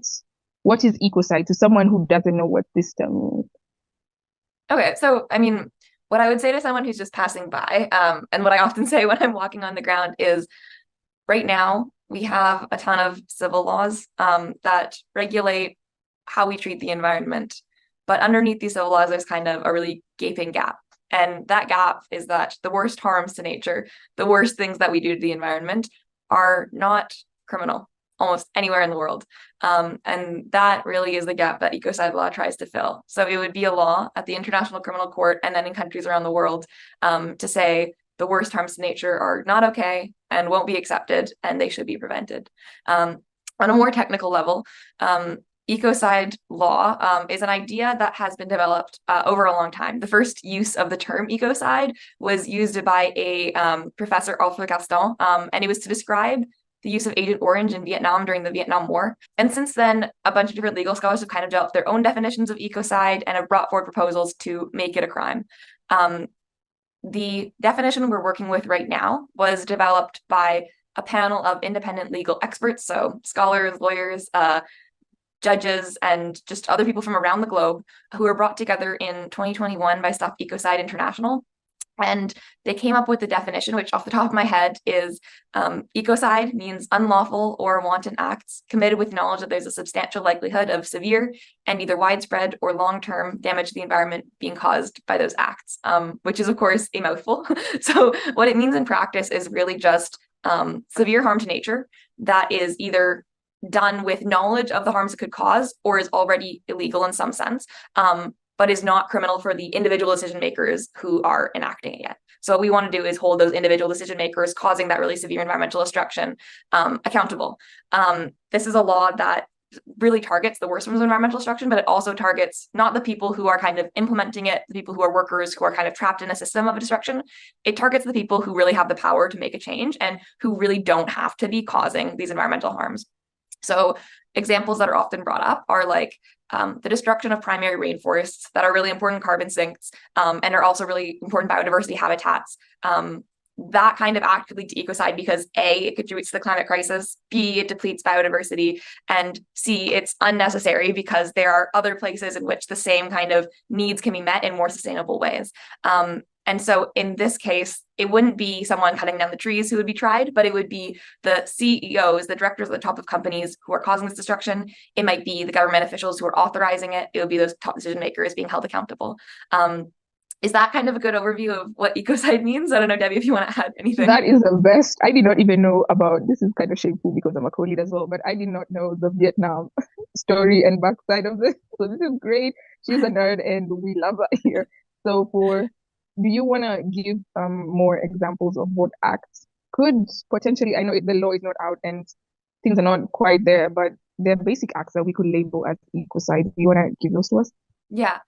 So yeah, as you said, the law isn't out, and obviously the specific cases that would be brought before courts are up to lawyers. They're up to the courts to decide whether those cases are ecocide. So in terms of specific examples, it's really tough to kind of look at one person's action and say that's ecocide right now, because I'm not a legal expert. What I would say is that we do know what kinds of acts could be ecocide if they met the conditions of the law. So these are things that obviously cause severe environmental destruction, and there are definitions developed of what severe means, and widespread or long-term environmental destruction. So one example that is often brought up is, like, for example, an oil spill that covers a vast ecosystem that causes damage to a lot of organisms and potentially human communities. And that could have been prevented. It happened because of negligence. So not to say this was ecocide, but to give an example of clear negligence in an oil spill, the BP oil spill on Deepwater Horizon that happened a while back has been directly pointed to as an example where a company was negligent, where specific actors were identified who ignored warning signs of lack of safety on the oil rig. And that led to one of the most severe oil spills in North American history. So those kind of things are often pointed to as really clear examples of severe environmental destruction. I mean, the other ones that you could just list off as things that could lead to ecocide might be mass deforestation, severe destruction of ecosystems due to open pit mining and mountaintop removal for mining. The oil sands in Canada are sometimes pointed to as an example of severe destruction of nature. And so on and so forth. Obviously, we can't point to any specific examples and say for sure that this would be ecocide, but these are things that definitely could lead to ecocide once it's brought to the court and once the court is able to decide on these things.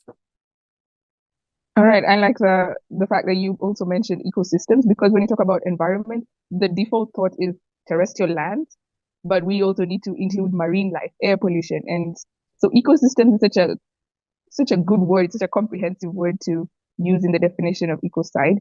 Yeah. But anyway, so as we may have mentioned at the beginning, this is Youth for Ecocide Law. So what is our stake in all of this? How do the youth come in? If someone is interested, how will they first find out what the youth are doing for Ecocide Law?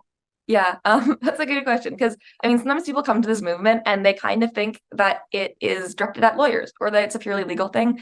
I mean, the goal of the movement is to make ecocide a crime at the International Criminal Court beside the 4 current crimes. And then once countries sign on to that, it would become crimes in countries around the world. And so inherently, it's a legal initiative. We represent the youth constituency of this global Stop Ecocide movement, and there are a ton of other groups involved. There are artists for ecocide law, businesses for ecocide law, farmers for ecocide law. There are national teams around the world. But the youth group really focuses on ensuring that young voices are represented, because increasingly we know that the youngest generations are the ones who are going to be most affected by resource depletion, biodiversity breakdown, climate breakdown as we see them today. If we don't protect our planet right now, our generation and the generations after us are simply not going to have a planet that's livable for much of the world. So what we do as Youth for Ecocide Law is represent that youth voice and try to reach out to young people around the world to advance the global movement. So Youth for Ecocide Law was founded around the Stockholm Plus 50 conference. And around this time, a lot of global youth position papers that were coming out of international conferences started to include the demand around ecocide law. And this was due to work of a bunch of young people within these kind of decision-making drafting procedures. But the Stockholm Plus 50 youth position paper that came out of that conference had a really clear demand to criminalize ecocide. And so we founded this group to kind of represent that global call and to expand it and to make sure it's accessible to people around the world. It's grown a ton in the past the past year and a half, and now we have members around the world. We hold events, we provide educational resources, we have representation at different global conferences like the UNFCCC's COPs or the biodiversity convention that happened in Montreal last year. We go to climate strikes where that's safe for people to attend. We hold webinars to give information. We are in the process of working on a couple of projects that are really kind of unique ways of conveying the message, which I think we'll talk about later. And then we collaborate with partner organizations a ton because we really recognize that whatever the environmental issue you're looking at, environmental breakdown is cross-cutting and it influences people around the globe across borders in many different ways. Ecocide law is one solution, but it's a really cool solution because it provides a baseline where the worst forms of environmental destruction are not allowed. And then we say, okay, let's work with partner organizations because after we implement that baseline, so much more is possible. This will help other people's initiatives, and there are so many synergies between what we're doing and what other people are doing, and we can only be stronger by working with other people. But I've been talking a while, and that's kind of the gist of Youth for Ecocide Law. But Debbie, I don't know if you want to talk a little bit more maybe about the work that's been going on in Africa for the past couple months and other kind of initiatives that I missed. All right, that is so cool. I think I took so many pointers as well. So in Youth for Ecocide Law, the position of the youth in all of this is capacity building, resources, mobilization, advocacy, and all that. I think the concept of intergenerational justice is something that is quite profound to me. I just thought about it as you spoke. It's something that we need because the policies are being formulated by people who, quote unquote, be exiting in the next few years, and we are the ones who are going to be the beneficiaries or the ones going to face the consequences, however it goes, of all those decisions. So why not involve us from now? And this is something our network is pushing for. We need to be there. We need to be on those tables where these decisions are being made for our future. Anyway, so we have, we're just a little bit over a year old, but we are a fast growing network. So we have as well an African group, a whole regional group out of this. This never happens with other people having a whole branch after just 1 year. So that's something we're really proud about. And in Youth for Ecocide Law Africa, which anyone and everyone in Africa can join, is something that we started a few months ago. This is in June. And we're talking about ecocidal acts that happen specifically in that context of Africa only, because we know there's a lot of conversations that come around Africa in terms of resources and how they're obtained. The gold mines in Congo, the platinum mines in Niger, what happens to the environment? What happens to that ecosystem? What happens to the people who live near those gold mines? In Nigeria, with the oil spills, we know a lot of damage with lead has been found in the tissues of the villages that live across those oil mines. So there's a lot of context-specific nature in the drive for Youth for Ecocide Law Africa. And as Amelie has mentioned, there's a lot of, maybe something I always say in different forums is the term sustainability is youth and children, because if we fix as well, if the people in power now fix the planet and hand it over to generations that don't care about the environment or don't care about what was formulated in Stockholm 50 years ago, then they'll be back to square one and destroy the environment and be in the same crisis we are in right now. So I think sustainability is involving the youth, and we are for sure embodying that and trying to push for more equal rights, more voices of the youth to be heard and be put on decision-making tables. I am not too sure how much time we have, and I noticed we did not list that ecocide is being proposed as a 5th crime, but there are 4 crimes. So I don't know if I should give this as a homework to the listeners to list the 4 other crimes that are already there, but if I may give it, I'll give you 2. Then you can list 2 in the description of this video, or you can hit us up on social media and tell us the other 2. So I will mention genocide and crimes against humanity. I just think that hits on a really important point about the International Criminal Court, and part of the reason why we want them to take this on as a crime. The current crimes are seen as some of the worst things an individual can do. And sometimes people are like, wow, it's a really big step to put ecocide beside something like genocide. But if you think about it, ecocide at its root means the mass destruction of our homes. The thing on which literally everybody in this world relies. It provides us water, it provides us air, it provides us food. If we lose our ecosystems and our earth, we literally lose our capacity to continue living an existence with these basic necessities. So ecocide law at the International Criminal Court is not only a preventative mechanism to stop people from committing the worst crimes against nature, it's also a way to send a message that severe environmental destruction that prohibits future generations from thriving on this planet is serious. It is one of the most important crimes in the world, and we're not going to sit by as younger generations anymore and allow this kind of harm to be perpetuated, because it is terrible, terrible harm that is causing suffering and will continue to cause suffering for so many people. And I think that's a really important point that we're trying to kind of bring forward with ecocide law. It brings urgency, it brings attention to the severity of international environmental breakdown as it stands today. Yeah, sorry, I just jumped in there, but go ahead. Yeah, no worries. I am not too sure how much time we have left, but I will also throw in something my friend mentioned when we were having a conversation.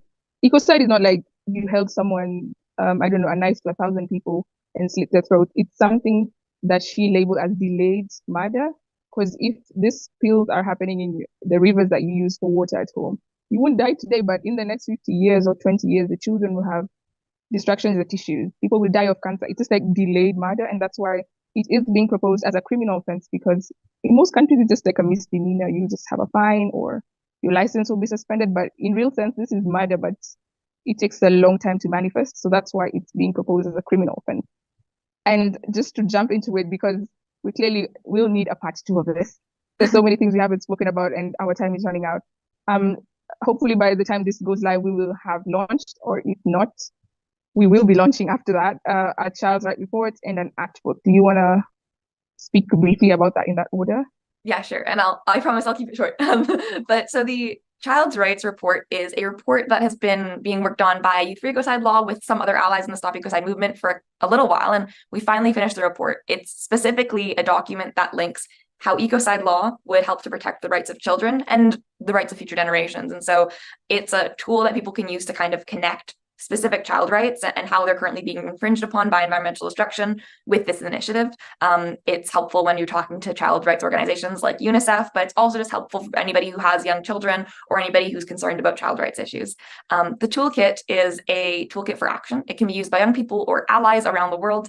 It provides kind of an intro to the Stop Ecocide movement, a little bit of background about the Youth for Ecocide Law campaign, some example posts if you want to do some social media spreading of the word, and some ideas for how you can take action. And so that's being developed right now. We just put out our first version, but we're going to keep working on it to make it more expansive and more complete over the next couple months. And the last thing I would probably mention right here is early in 2024, we're going to be launching the art book that I think we mentioned earlier. And it is essentially a storybook with a ton of different art mediums that communicate what ecocide means to young people around the world, what an ecocide law provides in terms of hope, and how we personally relate to it. And so youth artists from around the globe have been submitting their ideas and their artwork to it, and we're looking to publish it quite soon. It's been a project that we've been working on for a while now, and it's a way to communicate what we've been talking about in ways that are not prose or are not conventional, so that we can relate to more people and connect with more styles of learning. All right, I am so proud of the progress we have made within the past 2 years. And the art book is something for sure I hope all of you will look up and see what ecocide means. It's more of a contextualized version of what ecocide means to me. And we had a whole campaign as well running concurrently labeled Ecocide in Our Eyes. I won't get into that, but the art book, the youth toolkit, and the child's right report is something will be coming up. They will be on our social medias, and we'll be happy if you could engage with us as well and see what we're doing and see if we could partner in the future, or, just tell us what's on your mind, including the 2 other crimes that I gave you as homework. But it will be something that going to gain traction even as we proceed towards 2030 with the urgency of we need to do something for Earth. So ecocide is something that will gain traction because as well of the urgency with the planetary crisis everywhere. But now we would like to conclude this, and hopefully we will hear from you. Thank you for joining and listening to our fireside chat. I hope you enjoyed or learned something. I'll pass it over to Amelie for her last word as well. Yeah, I think there's a ton more to be said. And if you want to learn more, feel free to get in touch or just look at old webinars, news articles. There's a ton of information out there. Our email is youth@stopecocide.earth. So if you want to get in contact with us, that's it. But I think the main thing that I always leave off with is just ecocide law is not about punishing or kind of these negative things in my mind. It's about hope. It's about leaders making a commitment that they are not going to destroy young people's future anymore, that they are not going to cause the worst forms of environmental destruction going forward, and that they're going to seek more sustainable, more circular, and more just ways of relating to the planet and to people. So yeah, this has been really fun. Thank you so much, Debbie. It is about hope. I hope you also see it that way. And thank you for joining again. Bye.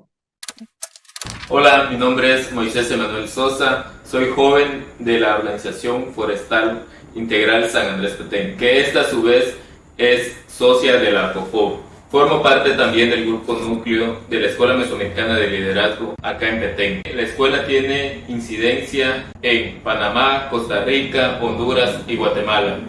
Los efectos del cambio climático están afectando directamente en la producción de la semilla de ramón, la palma de charte, la resina o látex de chico zapote. Esto que forman parte principal de la generación económica en estas comunidades. Los efectos del cambio climático no son responsabilidades de estas comunidades, de nuestras comunidades, pero sin embargo estamos haciendo resistencia ante estas situaciones. Mediante el manejo forestal sostenible que nuestras comunidades realizan, se hace un alto dentro de lo que cabe para estos efectos. Estos efectos también están afectando directamente no solo en la parte económica de nuestras comunidades, sino que también en otros desafíos territoriales, como lo es la migración de los jóvenes y de personas adultas de las comunidades locales a áreas centrales o al exterior del país, lo que provoca estas personas ya no regresen a sus comunidades. Esto a su vez genera una pérdida de identidad de lo que realizan las comunidades, de la protección y conservación de nuestros recursos. La Asociación de Comunidades Forestales de Petén es una organización que se fundó a mediados de los años 90 como respuesta a todas estas comunidades que estaban en proceso de organización para adquirir un área de aprovechamiento. ACOFOB impulsa principalmente el manejo forestal sostenible de estas comunidades. A su vez también brinda asistencia técnica en administración, control y vigilancia, monitoreo de estas áreas. ACOFOB también impulsa el modelo forestal comunitario, no solo acá en Guatemala, sino que a nivel internacional. Esto ha permitido más ingresos o donaciones para estas comunidades en la conservación y manejo de sus recursos. ACOFOB ha fortalecido el manejo forestal comunitario no solo a nivel país, sino que también a nivel internacional, mediante alianzas estratégicas, el cual ha permitido el demostrar el equilibrio entre bosques y comunidades. La Escuela Mesoamericana de Liderazgo es un programa dentro de la Alianza Mesoamericana de Pueblos y Bosques, de la cual ACOFOB también forma parte. El programa de la ML está enfocado específicamente en formar líderes jóvenes con valor humano e identidad, no solamente organizacional, sino que también comunitaria de sus territorios. La ML, junto con ACOFOB, orienta a los jóvenes a reconocer la importancia de la preservación de sus recursos, no solamente territoriales, sino que recursos naturales también. Una sana convivencia entre bosque y comunidad. La ML también aporta en el valor humano de los jóvenes, es decir, que los jóvenes recuperen los valores enseñados y los pongan en práctica para ser unos líderes auténticos, reconociendo la importancia de cada miembro de la comunidad para la defensa de los recursos y territorios. Los impactos que ha tenido la ML en su proceso continuo en nosotros como jóvenes son diversos. Entre ellos podemos mencionar que los jóvenes tengan una mayor autoestima principalmente. Luego podríamos mencionar que estos mismos jóvenes sean reconocidos dentro de sus organizaciones como potenciales líderes organizacionales y comunitarios. También se han logrado espacios en el cual los jóvenes puedan expresar su sentir y sus preocupaciones no solamente de su territorio, sino que a nivel regional y nacional. Algo muy importante de mencionar, jóvenes dentro de este proceso continuo de la ML han podido estar en cargos claves de sus organizaciones en el cual ellos han hecho sonar su voz, permitiendo así esa identidad con la organización. Algo importante también de mencionar es el relevo generacional que nosotros como jóvenes consideramos importantes. Y no decimos que sea de una forma abrupta, sino que sea de una forma pausada en el cual nosotros como jóvenes podamos convivir con los líderes adultos y aprender de ellos, de los procesos que ellos han realizado durante más de 25 años, en el cual nosotros somos los responsables de continuar con ese proceso y legado. Dentro de todo este proceso de formación es importante también darle continuidad al mismo para garantizar que este relevo generacional llegue a una gobernanza sólida de los territorios, de los recursos. También es importante que los jóvenes nos preparemos para los nuevos desafíos que se presentan para nuestras organizaciones.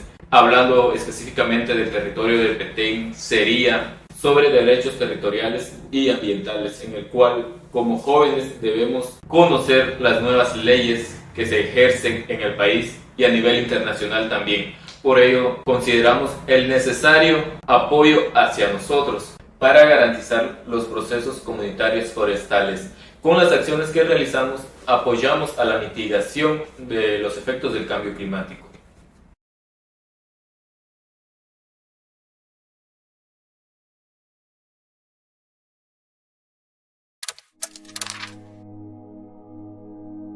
A tree is most valuable when it's alive. The moment we cut down an indigenous tree, then we are killing not just that tree, but we are killing that ecosystem.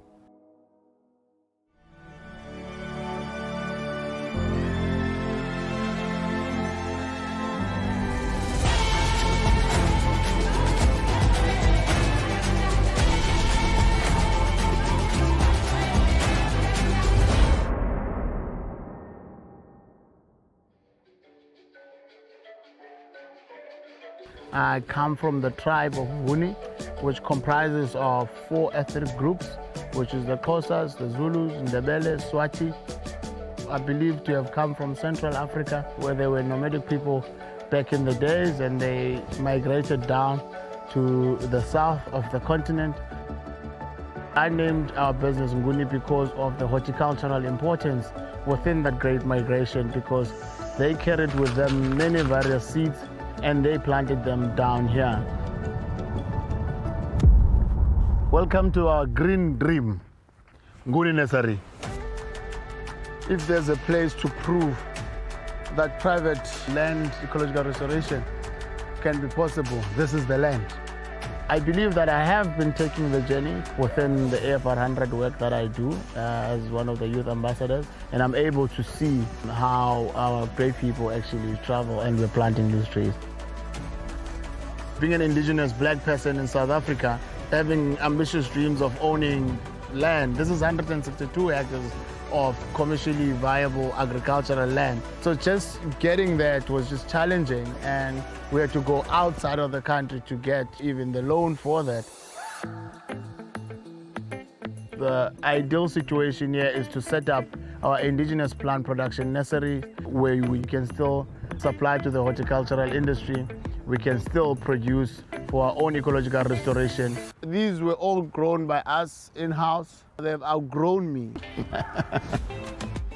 It makes me feel so proud that I'm one of few, if not the one, that is doing this at this scale in the country, and we're playing a leading role as the business, not just me as Sia, but as Nguni Nursery, the brand.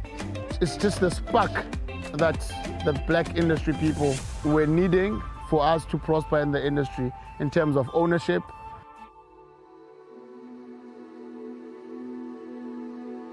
Our soil is our biggest commodity. They say if you want to judge a country's wealth, you must look at that soil of that country. There is a huge pandemic of alien invasive plants and trees and fauna in South Africa. We have the eucalyptus being the most, and the pines and other various acacia species that are problematic.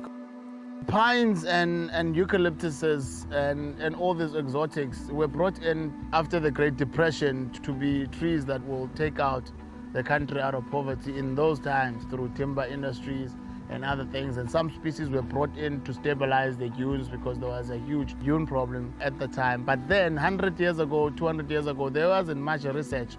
But now we are the generation that is bearing the ugly side of these trees.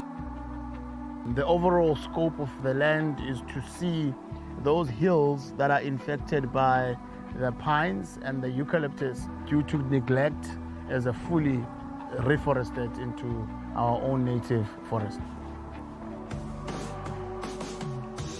We've planted 150,000 plants and trees in partnership with One Tree Planted. I want a future that can show what ecological restoration can do to improve degraded lands, where Nguni Nursery as a brand is offering entrepreneurial opportunities for other ecological restoration practitioners. I dream of a future where South African young people are not longing for jobs and they create their own green jobs. I think I'm here for that. I'm on earth for that. Besides the fact that with family and everything, but I think I am put on this earth to change landscapes so that I can leave a much more lasting legacy even beyond my years on earth.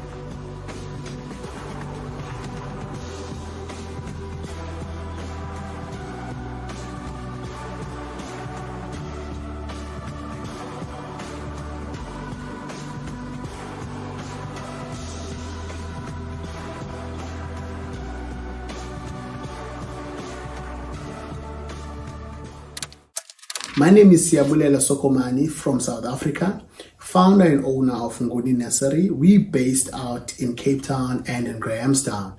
We contract grow plant material and saplings for ecological restoration, mass climate change planting projects, and urban greening projects. On this video, I want us to talk about the crucial role of youth-owned plant production nurseries to scale up climate change goals of the African continent and the world. Let's start by talking, why do we need plant production nurseries in the first place?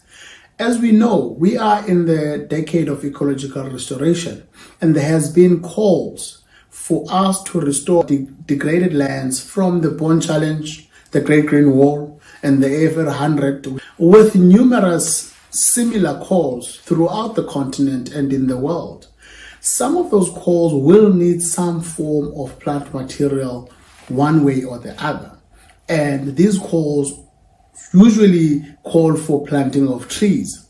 And if we do simple math calculations, like just taking one call that seeks to restore 100 million hectares of land, we're going to be needing more than 4.5 billion plants and trees just to fulfill that one call. If you calculate the other calls that are out there to plant for mitigation of climate change, it shows us that there's an enormous amount of opportunities for young people to come in and be entrepreneurs, ecopreneurs, so that we can fill that void.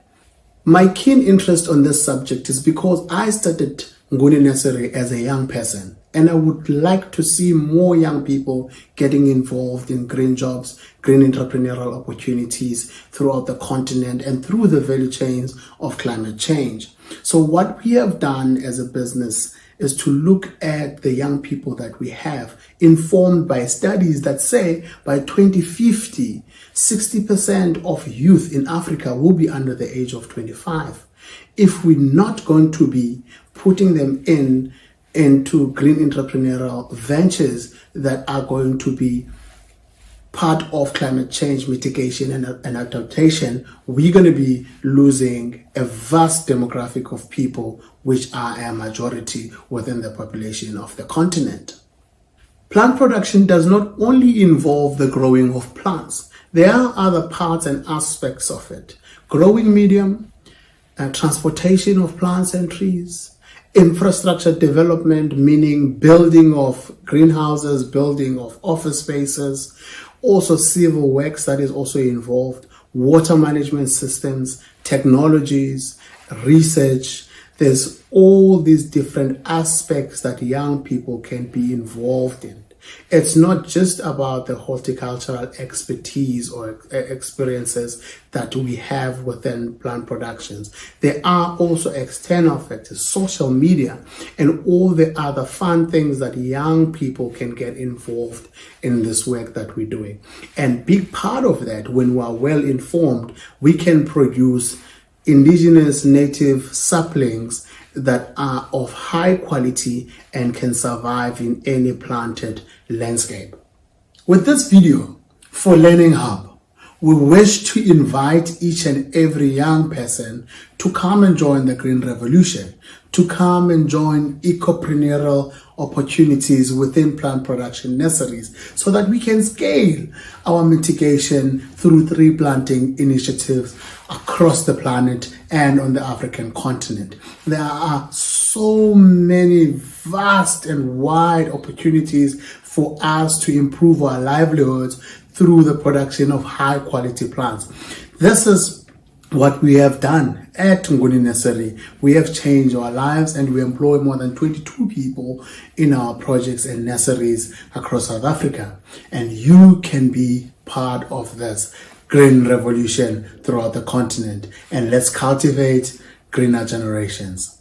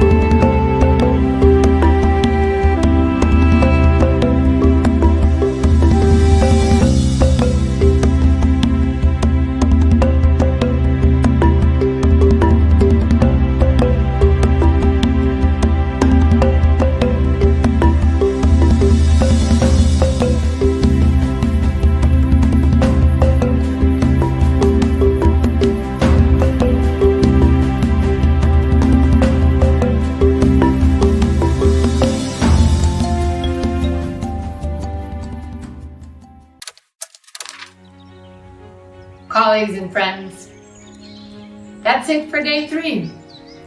And that's it for this year's Nature for Life Hub.